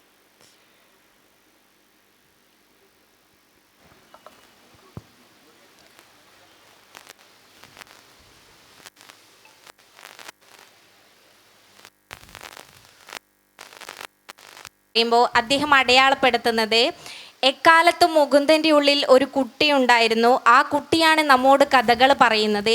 വീക്ഷണത്തിലും ആഖ്യാന കലയിലും ഭാഷയിലും കാവ്യഭാവനയിലുമെല്ലാം ആ ഒരു നിഷ്കളങ്കമായ കുട്ടിത്തമാണ് എം മുകുന്ദനെ കൊണ്ട് കഥകളും എഴുത്തും നിരന്തരം നമ്മോട് വായനക്കാരോട് പറയുന്നത് എന്നാണ്. ഈയൊരു നിരീക്ഷണത്തെ എം മുകുന്ദൻ എന്ന എഴുത്തുകാരൻ എങ്ങനെയാണ് നോക്കിക്കാണുന്നത്? അത് നല്ലൊരു നിരീക്ഷണമാണ്. ഞാനിനി ചെയ്യാൻ പോകുന്നത് ഒരു കുട്ടിയെപ്പോലെ നിക്കറൊക്കെ ഇട്ട് നടക്കാൻ പോവാണ് കേട്ടോ. ഒരു കുട്ടിയെപ്പോലെ ഐസ്ക്രീമൊക്കെ കഴിച്ചുകൊണ്ട് ഇങ്ങനെ റോഡിൽ കൂടെയൊക്കെ നടക്കാൻ പോകും. അത് പിന്നെ എന്നെ അത് ഒട്ടും സന്തോഷിപ്പിക്കുന്നില്ല, ആ കുട്ടിയാണെന്ന് പറയുന്നത് കേട്ടോ. അത് ഞാൻ കുട്ടിയൊന്നുമല്ല. പിന്നെ വളരെ ഗൗരവപൂർവ്വം ചെയ്യുന്ന ഒരു പ്രവർത്തനമാണ് സാഹിത്യം എന്നുള്ളത്. ഒരുപാട് ചിന്തകൾ അതിൻ്റെ പിന്നിലുണ്ട്. എത്രമാത്രം നമ്മൾ പിന്നെ ഒരുപാട് അസ്വസ്ഥതകളുണ്ട്. ഇപ്പോൾ എഴുത്തുകാരനാകുക എന്ന് പറയുന്നത് അത്ര എളുപ്പമുള്ളൊരു കാര്യമല്ല. നമുക്ക് എന്തൊക്കെ ചിന്തിക്കണം, നമുക്ക് എത്ര പ്രശ്നങ്ങൾ ഇതിനൊക്കെ മറികടന്നു. അതുകൊണ്ടാണ് എഴുത്തുകാർ പിന്നെ ഇപ്പം ഞാനൊക്കെ എഴുതുന്ന കാലത്ത് ഒരുപാട് എഴുത്തുകാരുണ്ടായിരുന്നു. അതിൽ 2-3 പേരാണ് മുകളിലെത്തിയത്. ബാക്കി പലരും തളർന്ന് വീഴുകയാണ് ചെയ്യുന്നത്. അപ്പോൾ എഴുത്ത് എന്നുള്ളത് അത്ര നിസ്സാരമായിട്ടുള്ളൊരു കാര്യമല്ല, അതൊരു കുട്ടിയുടെ പ്രവർത്തനമല്ല, അത് വളരെയധികം ഗൗരവമുള്ള ഒരു പ്രവർത്തനമാണ്. പക്ഷേ കുട്ടിയെന്ന് പറയുമ്പോൾ അവർ നല്ലൊരു കാര്യമായിട്ടാണ് അവർ കാണുന്നത്. നിഷ്കളങ്കത എന്നൊക്കെ പറഞ്ഞത് അതിൽ സന്തോഷമുണ്ട്. പക്ഷേ ഞാൻ കുട്ടിയല്ല, 81 വയസ്സായി. എനിക്ക് ചോദിക്കാനുള്ളത്, സ്ത്രീ എഴുത്തുകാർ അവരുടെ ബാഹ്യമായ സൗന്ദര്യം അവരെ പ്രൊജക്റ്റ് ചെയ്യുന്നുണ്ടെന്ന് പറഞ്ഞു. അപ്പോൾ അവരുടെ സൗന്ദര്യത്തിൽ അതീതമായിട്ട് എഴുത്തുകൊണ്ട് ശ്രീ മുകുന്ദനെ വിസ്മയിപ്പിച്ച ഇന്ത്യൻ എഴുത്തുകാരി അല്ലെങ്കിൽ മലയാളം എഴുത്തുകാരി ആരാണെന്നൊന്ന് അറിയാൻ വളരെ സാധാരണമായ ചോദ്യമാണ്, അറിയാൻ ആഗ്രഹമുണ്ട്. മലയാളി എഴുത്തുകാരുടെ പേര് പറഞ്ഞ അപകടമാണ്. കാരണം എനിക്ക് ഒരുപാട് ശത്രുക്കളുണ്ടാവും. പിന്നെ എല്ലാവരുടെ പേരും പറയേണ്ടി വരും. പക്ഷേ ഇന്ത്യൻ എഴുത്തുകാരിയെക്കുറിച്ച് പറഞ്ഞാൽ എന്നെ അത്ഭുതപ്പെടുത്തിയിട്ടുള്ളത് 2 പേരാണ്. ഒന്ന് നമ്മൾ അമൃത പ്രീതം, പിന്നെ ഒന്ന് മഹാശ്വേത ദേവി. 2 പേരാണ് കേട്ടോ. അമൃത പ്രീതം എൻ്റെ ഓഫീസിൻ്റെ അടുത്താണ് താമസിച്ചത്. ഞാൻ അവരുടെ വീട്ടിൻ്റെ അടുത്ത് കൂടിയാണ് പോയിരുന്നത്. അപ്പോഴവർ ഗേറ്റിൽ നിൽക്കുന്നുണ്ട്, അവർ സിഗരറ്റ് വലിച്ചുകൊണ്ട്. പഞ്ചാബി സ്ത്രീ അക്കാലത്ത് സിഗരറ്റ് വലിക്കുന്നുണ്ടല്ലോ, പബ്ലിക്കായിട്ട് സിഗരറ്റ് വലിക്കുന്നുണ്ട്. അങ്ങനെ എല്ലാ നിയമങ്ങളെയും യാഥാസ്ഥിതികമായിട്ടുള്ള എല്ലാ സങ്കല്പങ്ങളെയും ലംഘിച്ച ഒരു എഴുത്തുകാരിയായിരുന്നു. പിന്നെ മഹാശ്വേത ദേവി ലോകത്തിൻ്റെ മുഴുവൻ അമ്മയായിരുന്നു. അവരെ ലോകത്തിൻ്റെ മുഴുവൻ അമ്മയായിരുന്നു. ആ 2 പേരാണ് എന്നെ ഏറ്റവും കൂടുതൽ ആകർഷിച്ചിട്ടുള്ളത്. നിങ്ങളെന്നെ നിർബന്ധിക്കുകയാണെങ്കിൽ മലയാളത്തിൽ എനിക്ക് ഏറ്റവും ഇഷ്ടമുള്ളത് മാധവിക്കുട്ടിയാണ്. മുന്തേട്ടനോട് അങ്ങനെ ചോദിക്കുമ്പോഴും അതിനകത്ത് വന്നൊരു ഞാൻ കാണുന്നൊരു പ്രശ്നം ഇതാണ്. മുമ്പും എം മുകുന്ദൻ പറഞ്ഞ സമയത്ത് കേട്ടത് എന്ന് ഞാൻ പറഞ്ഞിരുന്നു. ഭാഷ കൊണ്ട് വിസ്മയിപ്പിക്കുമ്പോഴും പ്രൊജക്റ്റ് ചെയ്യുന്നത് തൻ്റെ ബാഹ്യ സൗന്ദര്യത്തിനെയാണ് എന്ന് പറയുമ്പോൾ ആ അർത്ഥത്തിലല്ല നേരത്തെ എം മുകുന്ദൻ പറഞ്ഞു വെച്ചത്. സ്ത്രീ എഴുത്തുകാരികൾ തൻ്റെ ശരീരത്തെ പ്രൊജക്റ്റ് ചെയ്യുന്നതിനേക്കാൾ മാർക്കറ്റ് അത് ആഗ്രഹിക്കുകയും അത് പിടിച്ചെടുക്കാൻ വരികയും ചെയ്യുന്ന ഒരു വല്ലാത്ത വരവുണ്ട്. ഇംഗ്ലണ്ടിൽ നിന്ന് ഫോട്ടോഗ്രാഫർ വരുന്നത് ആ വരവാണ്. അങ്ങനെ വന്നിറങ്ങുന്ന മാർക്കറ്റിനെ നാം ജാഗ്രതയോടുകൂടെ നോക്കേണ്ടത് കൂടെ ഉണ്ട് എന്നാണ് പറഞ്ഞു വെച്ചത്. അതാണ് സന്ദേശം. ലേറ്റത്തെ സെഷനിൽ ഇ പി രാജഗോപാലൻ മാഷ് സൂചിപ്പിച്ചു. ഞാൻ കുറച്ച് മുമ്പ് നിങ്ങൾ അവിടെ ഇരുന്ന് സംസാരിക്കുന്ന സംസാരങ്ങളിലും എൻ്റെ നിരീക്ഷണത്തിലും ഞാൻ ശ്രദ്ധിച്ച ഒരു കാര്യം, എം മുകുന്ദൻ എന്ന എഴുത്തുകാരൻ സംസാരിക്കുന്ന വേളകൾ ഒഴിച്ചുള്ള സമയങ്ങളിലൊക്കെ വളരെ അസ്വസ്ഥനാണ്. എൻ്റെ ചോദ്യം അതാണ്, വർത്തമാനകാലത്ത് എം മുകുന്ദൻ എന്ന എഴുത്തുകാരനെ ഏറെ അസ്വസ്ഥമാക്കുന്ന കാര്യം എന്താണ് എന്നുള്ളതാണ്. എഴുത്തുമായി സംബന്ധിക്കുന്നതാണെങ്കിൽ അറിയാൻ സാധ്യത. അങ്ങനെ അസ്വസ്ഥതകളുണ്ട്. പക്ഷേ നമുക്കെല്ലാവർക്കും ഉണ്ടല്ലോ. നമ്മൾ കാലത്ത് ജീവിക്കുമ്പോൾ വ്യക്തിപരമായിട്ട് എനിക്കങ്ങനെ ഇപ്പോഴത്ര അസ്വസ്ഥതകളൊന്നുമില്ല. ഇപ്പം പണ്ടെല്ലാം ഞാൻ വാർദ്ധക്യത്തെ ഭയപ്പെട്ടിരുന്നു. ഇപ്പോഴും വാർദ്ധക്യത്തെ സ്നേഹിക്കുകയാണ് ചെയ്യുന്നത്. എന്തുകൊണ്ടാണെന്ന് വെച്ചാൽ നമുക്ക് നമ്മുടെ യൗവനകാലത്തൊക്കെ നമുക്ക് ഒരുപാട് അസ്ഥിരതകളുണ്ട്, ആശങ്കകളുണ്ട്. നമ്മുടെ ജീവിതം എന്തായിത്തീരും എന്നുള്ള ആശങ്കയില്ല. പക്ഷെ വാർദ്ധക്യം വരുമ്പോൾ നമ്മൾക്ക് നമ്മുടെ ജീവിതത്തിൻ്റെ അവസാന ഘട്ടത്തിലെത്തി. നമ്മൾ അത്യാവശ്യം പൈസയൊക്കെ സമ്പാദിച്ചു, പിന്നെ മക്കളൊക്കെ ഒരു വഴിയിലായി, നമ്മളൊരു വീടൊക്കെ വെച്ചു, വേണമെങ്കിൽ ഒരു കാറ് വാങ്ങി, നമുക്കെല്ലാം ഉണ്ട്. ഇനി നമുക്ക് ആസക്തികളില്ല, സ്വപ്നങ്ങളില്ല. അതുകൊണ്ട് വാർദ്ധക്യം എന്നുള്ളത് ജീവിതത്തിൽ ഏറ്റവും നല്ലൊരു പീരീഡാണ് ഞാനിപ്പോൾ കാണുന്നത്. എനിക്ക് തിരക്കായിരുന്നു. ഒരു 10 വർഷം മുമ്പൊക്കെ വൃദ്ധനാകാൻ വേണ്ടി തിരക്കായിരുന്നു. പക്ഷേ എന്ത് ചെയ്യാനാണ്, ഇപ്പോൾ 80 വയസ്സായിട്ടും വൃദ്ധനാവുന്നില്ല. അത് കാലത്തിൻ്റെ ഒരു പ്രത്യേകതയാണ്. പിന്നെ എനിക്ക് മറ്റു വിധത്തിൽ എനിക്ക് അസ്വസ്ഥതകളുണ്ട്. രാജ്യത്തെക്കുറിച്ച് ചിന്തിക്കുമ്പോൾ എനിക്ക് ഭയങ്കരമായ അസ്വസ്ഥതകളുണ്ട്. നമ്മൾ എങ്ങോട്ടാണ് പോകുന്നത് എന്നുള്ളതുണ്ടല്ലോ. നമ്മളുടെ ജനാധിപത്യ മൂല്യങ്ങൾ അല്ലെങ്കിൽ നമ്മുടെ നിയമവ്യവസ്ഥ എല്ലാം തന്നെ ഭീഷണി നേടുകയാണ് ചെയ്യുന്നത്. ഒരു രാജ്യം എന്ന നിലയിൽ നമ്മൾ ഇത്രയും കാലം നമ്മൾ കെട്ടിപ്പടുത്തിട്ടുള്ള ഒരു ഇമേജ് ഉണ്ട്, നമ്മുടെ രാജ്യത്തിനെ കുറിച്ചുള്ള ഒരു ഇമേജ്, അതിനെ താറുമാറാക്കുകയാണ് ചെയ്യുന്നത് കേട്ടോ. നമ്മളിപ്പോൾ എല്ലാ മതക്കാരും എല്ലാ ജാതിക്കാരും സന്തോഷത്തോടെ ജീവിച്ചിരുന്ന നാടാണ് നമ്മുടെ. നമുക്ക് ദാരിദ്ര്യമുണ്ടായിരുന്നു, ഒരുപാട് ദാരിദ്ര്യമുണ്ടായിരുന്നു, കഷ്ടപ്പാടുകളുണ്ടായിരുന്നു. പക്ഷേ നമ്മളിടയിൽ മതസൗഹാർദ്ദം ഉണ്ടായിരുന്നു, എല്ലാ മതക്കാരും ഒന്നിച്ച് ജീവിച്ചിരുന്നു. അപ്പം ആ ഒരു സങ്കല്പം ഇന്ന് ഭീഷണി നേടുകയാണിത്. ചുരുക്കി പറഞ്ഞാൽ, ഏറ്റവും ലളിതമായി പറഞ്ഞു കഴിഞ്ഞാൽ, നമ്മുടെ രാജ്യം ഒരു മതരാഷ്ട്രമായി മാറുകയാണ് ചെയ്യുന്നത്. അതാണ് എൻ്റെ അസ്വസ്ഥത കേട്ടോ. ദീർഘനേരം നമ്മളിങ്ങനെ ഇരുന്ന് മൂന്തേട്ടനെ കേട്ടു. എൻ്റെ 8ാം ക്ലാസ്സിൽ പഠിക്കുമ്പോഴാണ്, എൻ്റെ ഒരു 12ാമത്തെ വയസ്സിലാണ് ഞാൻ ഹരിദ്വാറിൽ മണിമുഴങ്ങുമ്പോൾ വായിക്കുന്നത്. അതിനും 26 വർഷങ്ങൾക്ക് മുമ്പാണ് എം മുകുന്ദൻ ആ പുസ്തകം എഴുതുന്നത്. അപ്പോൾ മൂന്തേട്ടൻ അടുത്തിരിക്കുന്ന സമയത്ത്, മൂന്തേട്ടനെ നേരത്തെ കുട്ടി എന്ന് വിശേഷിപ്പിച്ച പോലെ, മൂന്തേട്ടൻ അടുത്തിരിക്കുന്ന സമയത്ത് ഞാനങ്ങൊരു കുട്ടിയായി പോകുന്ന വല്ലാത്തൊരവസ്ഥയുണ്ട് സത്യത്തിൽ. ആ കുട്ടിയാണ് ഇത്ര നേരവും മുകുന്ദേട്ടനെ കേൾക്കാൻ ശ്രമിച്ചത്. അതുകൊണ്ട് ആ കേൾവിയുടെ പരിമിതി ഇതിനുണ്ടാവും എന്ന് ഞാൻ വിചാരിക്കുന്നുണ്ട്. നേരത്തെ സുരേഷ് ഏട്ടൻ എൻ്റെ അഭിമുഖങ്ങളെക്കുറിച്ച് പറയുമ്പോൾ, ഞാൻ എൻ്റെ ജീവിതത്തിൽ ആദ്യമായി ഒരഭിമുഖം നടത്തുന്നത് എം മുകുന്ദനെയാണ്. ഒരുപാട് വർഷം മുമ്പാണത്. അത് ഒരു ബാറിനകത്തിരുന്നാണ് മുകുന്ദേട്ടന് ഞാൻ അഭിമുഖം നടത്തുന്നത്. മുകുന്ദേട്ടനൊരു അവാർഡൊക്കെ കിട്ടിയിട്ട് ആളുകളൊക്കെ ഇങ്ങനെ ഓരോ വാരികയ്ക്ക് വേണ്ടി മുകുന്ദേട്ടനെ അഭിമുഖം നടത്താൻ ഇങ്ങനെ കാത്തു നിൽക്കും. എല്ലാവരും മുതിർന്ന ആളുകളാണ്. കൂട്ടത്തിൽ ഏറ്റവും ചെറുപ്പക്കാരൻ ഞാനാണ്. ശ്രീചേച്ചി അന്ന് ആ വീട്ടിലുണ്ട്. ഞാനിങ്ങനെ ആ മുറ്റത്തും ബാക്കിയുള്ള ആളുകളൊക്കെ അവിടെയൊക്കെ ഇരുന്ന് ഓരോരുത്തരുടെ ഊഴം കഴിയുമ്പോൾ മുകുന്ദേട്ടൻ എന്നോട് മാത്രം കാത്തു നിൽക്കാൻ പറയും. ഞാനിങ്ങനെ വിചാരിക്കും, ഓരോരുത്തരെയും വിളിക്കുന്നുണ്ട്. രാവിലെ മുതലേ വന്ന എന്നെ മൂന്തേട്ടനകത്തേക്ക് വിളിക്കുന്നേ ഇല്ല. അടുത്തയാൾ വരൂ, അകത്തയാൾ വരൂ എന്ന് പറഞ്ഞ് ആദ്യം ഒരു വാരിക, പിന്നെ അടുത്ത വാരിക, ഇങ്ങനെ അഭിമുഖം നടക്കുന്നുണ്ട്. എല്ലാവരും പോയി കഴിഞ്ഞതിന് ശേഷം മൂന്തേട്ടൻ പറഞ്ഞു, നമുക്ക് മെല്ലെ അങ്ങ് നടന്ന് താഴെ ഇറങ്ങിച്ചെന്നാലൊരു ബാറുണ്ട്, ഞാൻ ക്ഷീണിച്ചു, നമുക്ക് അവിടെ ഇരുന്ന് കുറേ സംസാരിക്കാം, നീ അതങ്ങ് എഴുതിയാൽ മതി എന്ന്. എന്തുകൊണ്ടാണ് അത്ര ചെറുപ്പമായിരുന്ന എന്നോട് മുകുന്ദേട്ടൻ അത് പറഞ്ഞത് എന്നെനിക്കറിഞ്ഞുകൂടാ. അതിനുശേഷം ഇന്നോളം അങ്ങേയറ്റത്തെ ജാഗ്രതയോടുകൂടെ എം മുകുന്ദനെ കേട്ടിരിക്കാൻ ഞാൻ ശ്രദ്ധിച്ചിട്ടുണ്ട്. എൻ്റെ നിരീക്ഷണങ്ങൾ കൊണ്ടോ എൻ്റെ വാക്കുകൾ കൊണ്ടോ മുകുന്ദേട്ടനെ വേദനിപ്പിക്കാതിരിക്കാൻ ഞാൻ ശ്രമിച്ചിട്ടുണ്ട്. എനിക്ക് മലയാള സാഹിത്യത്തിൻ്റെ തലതൊട്ടപ്പനാണ്, എൻ്റെ എഴുത്തച്ഛനാണ് എം മുകുന്ദൻ എന്ന് മാത്രം വ്യക്തിപരമായി പറഞ്ഞുകൊണ്ട് ഈ ഇരിപ്പിലുള്ള സകല അഭിമാനവും പങ്കുവെച്ചുകൊണ്ട് ദേശാഭിമാനിക്ക് നന്ദി പറഞ്ഞുകൊണ്ട് അവസാനിപ്പിക്കുന്നു. Thank you.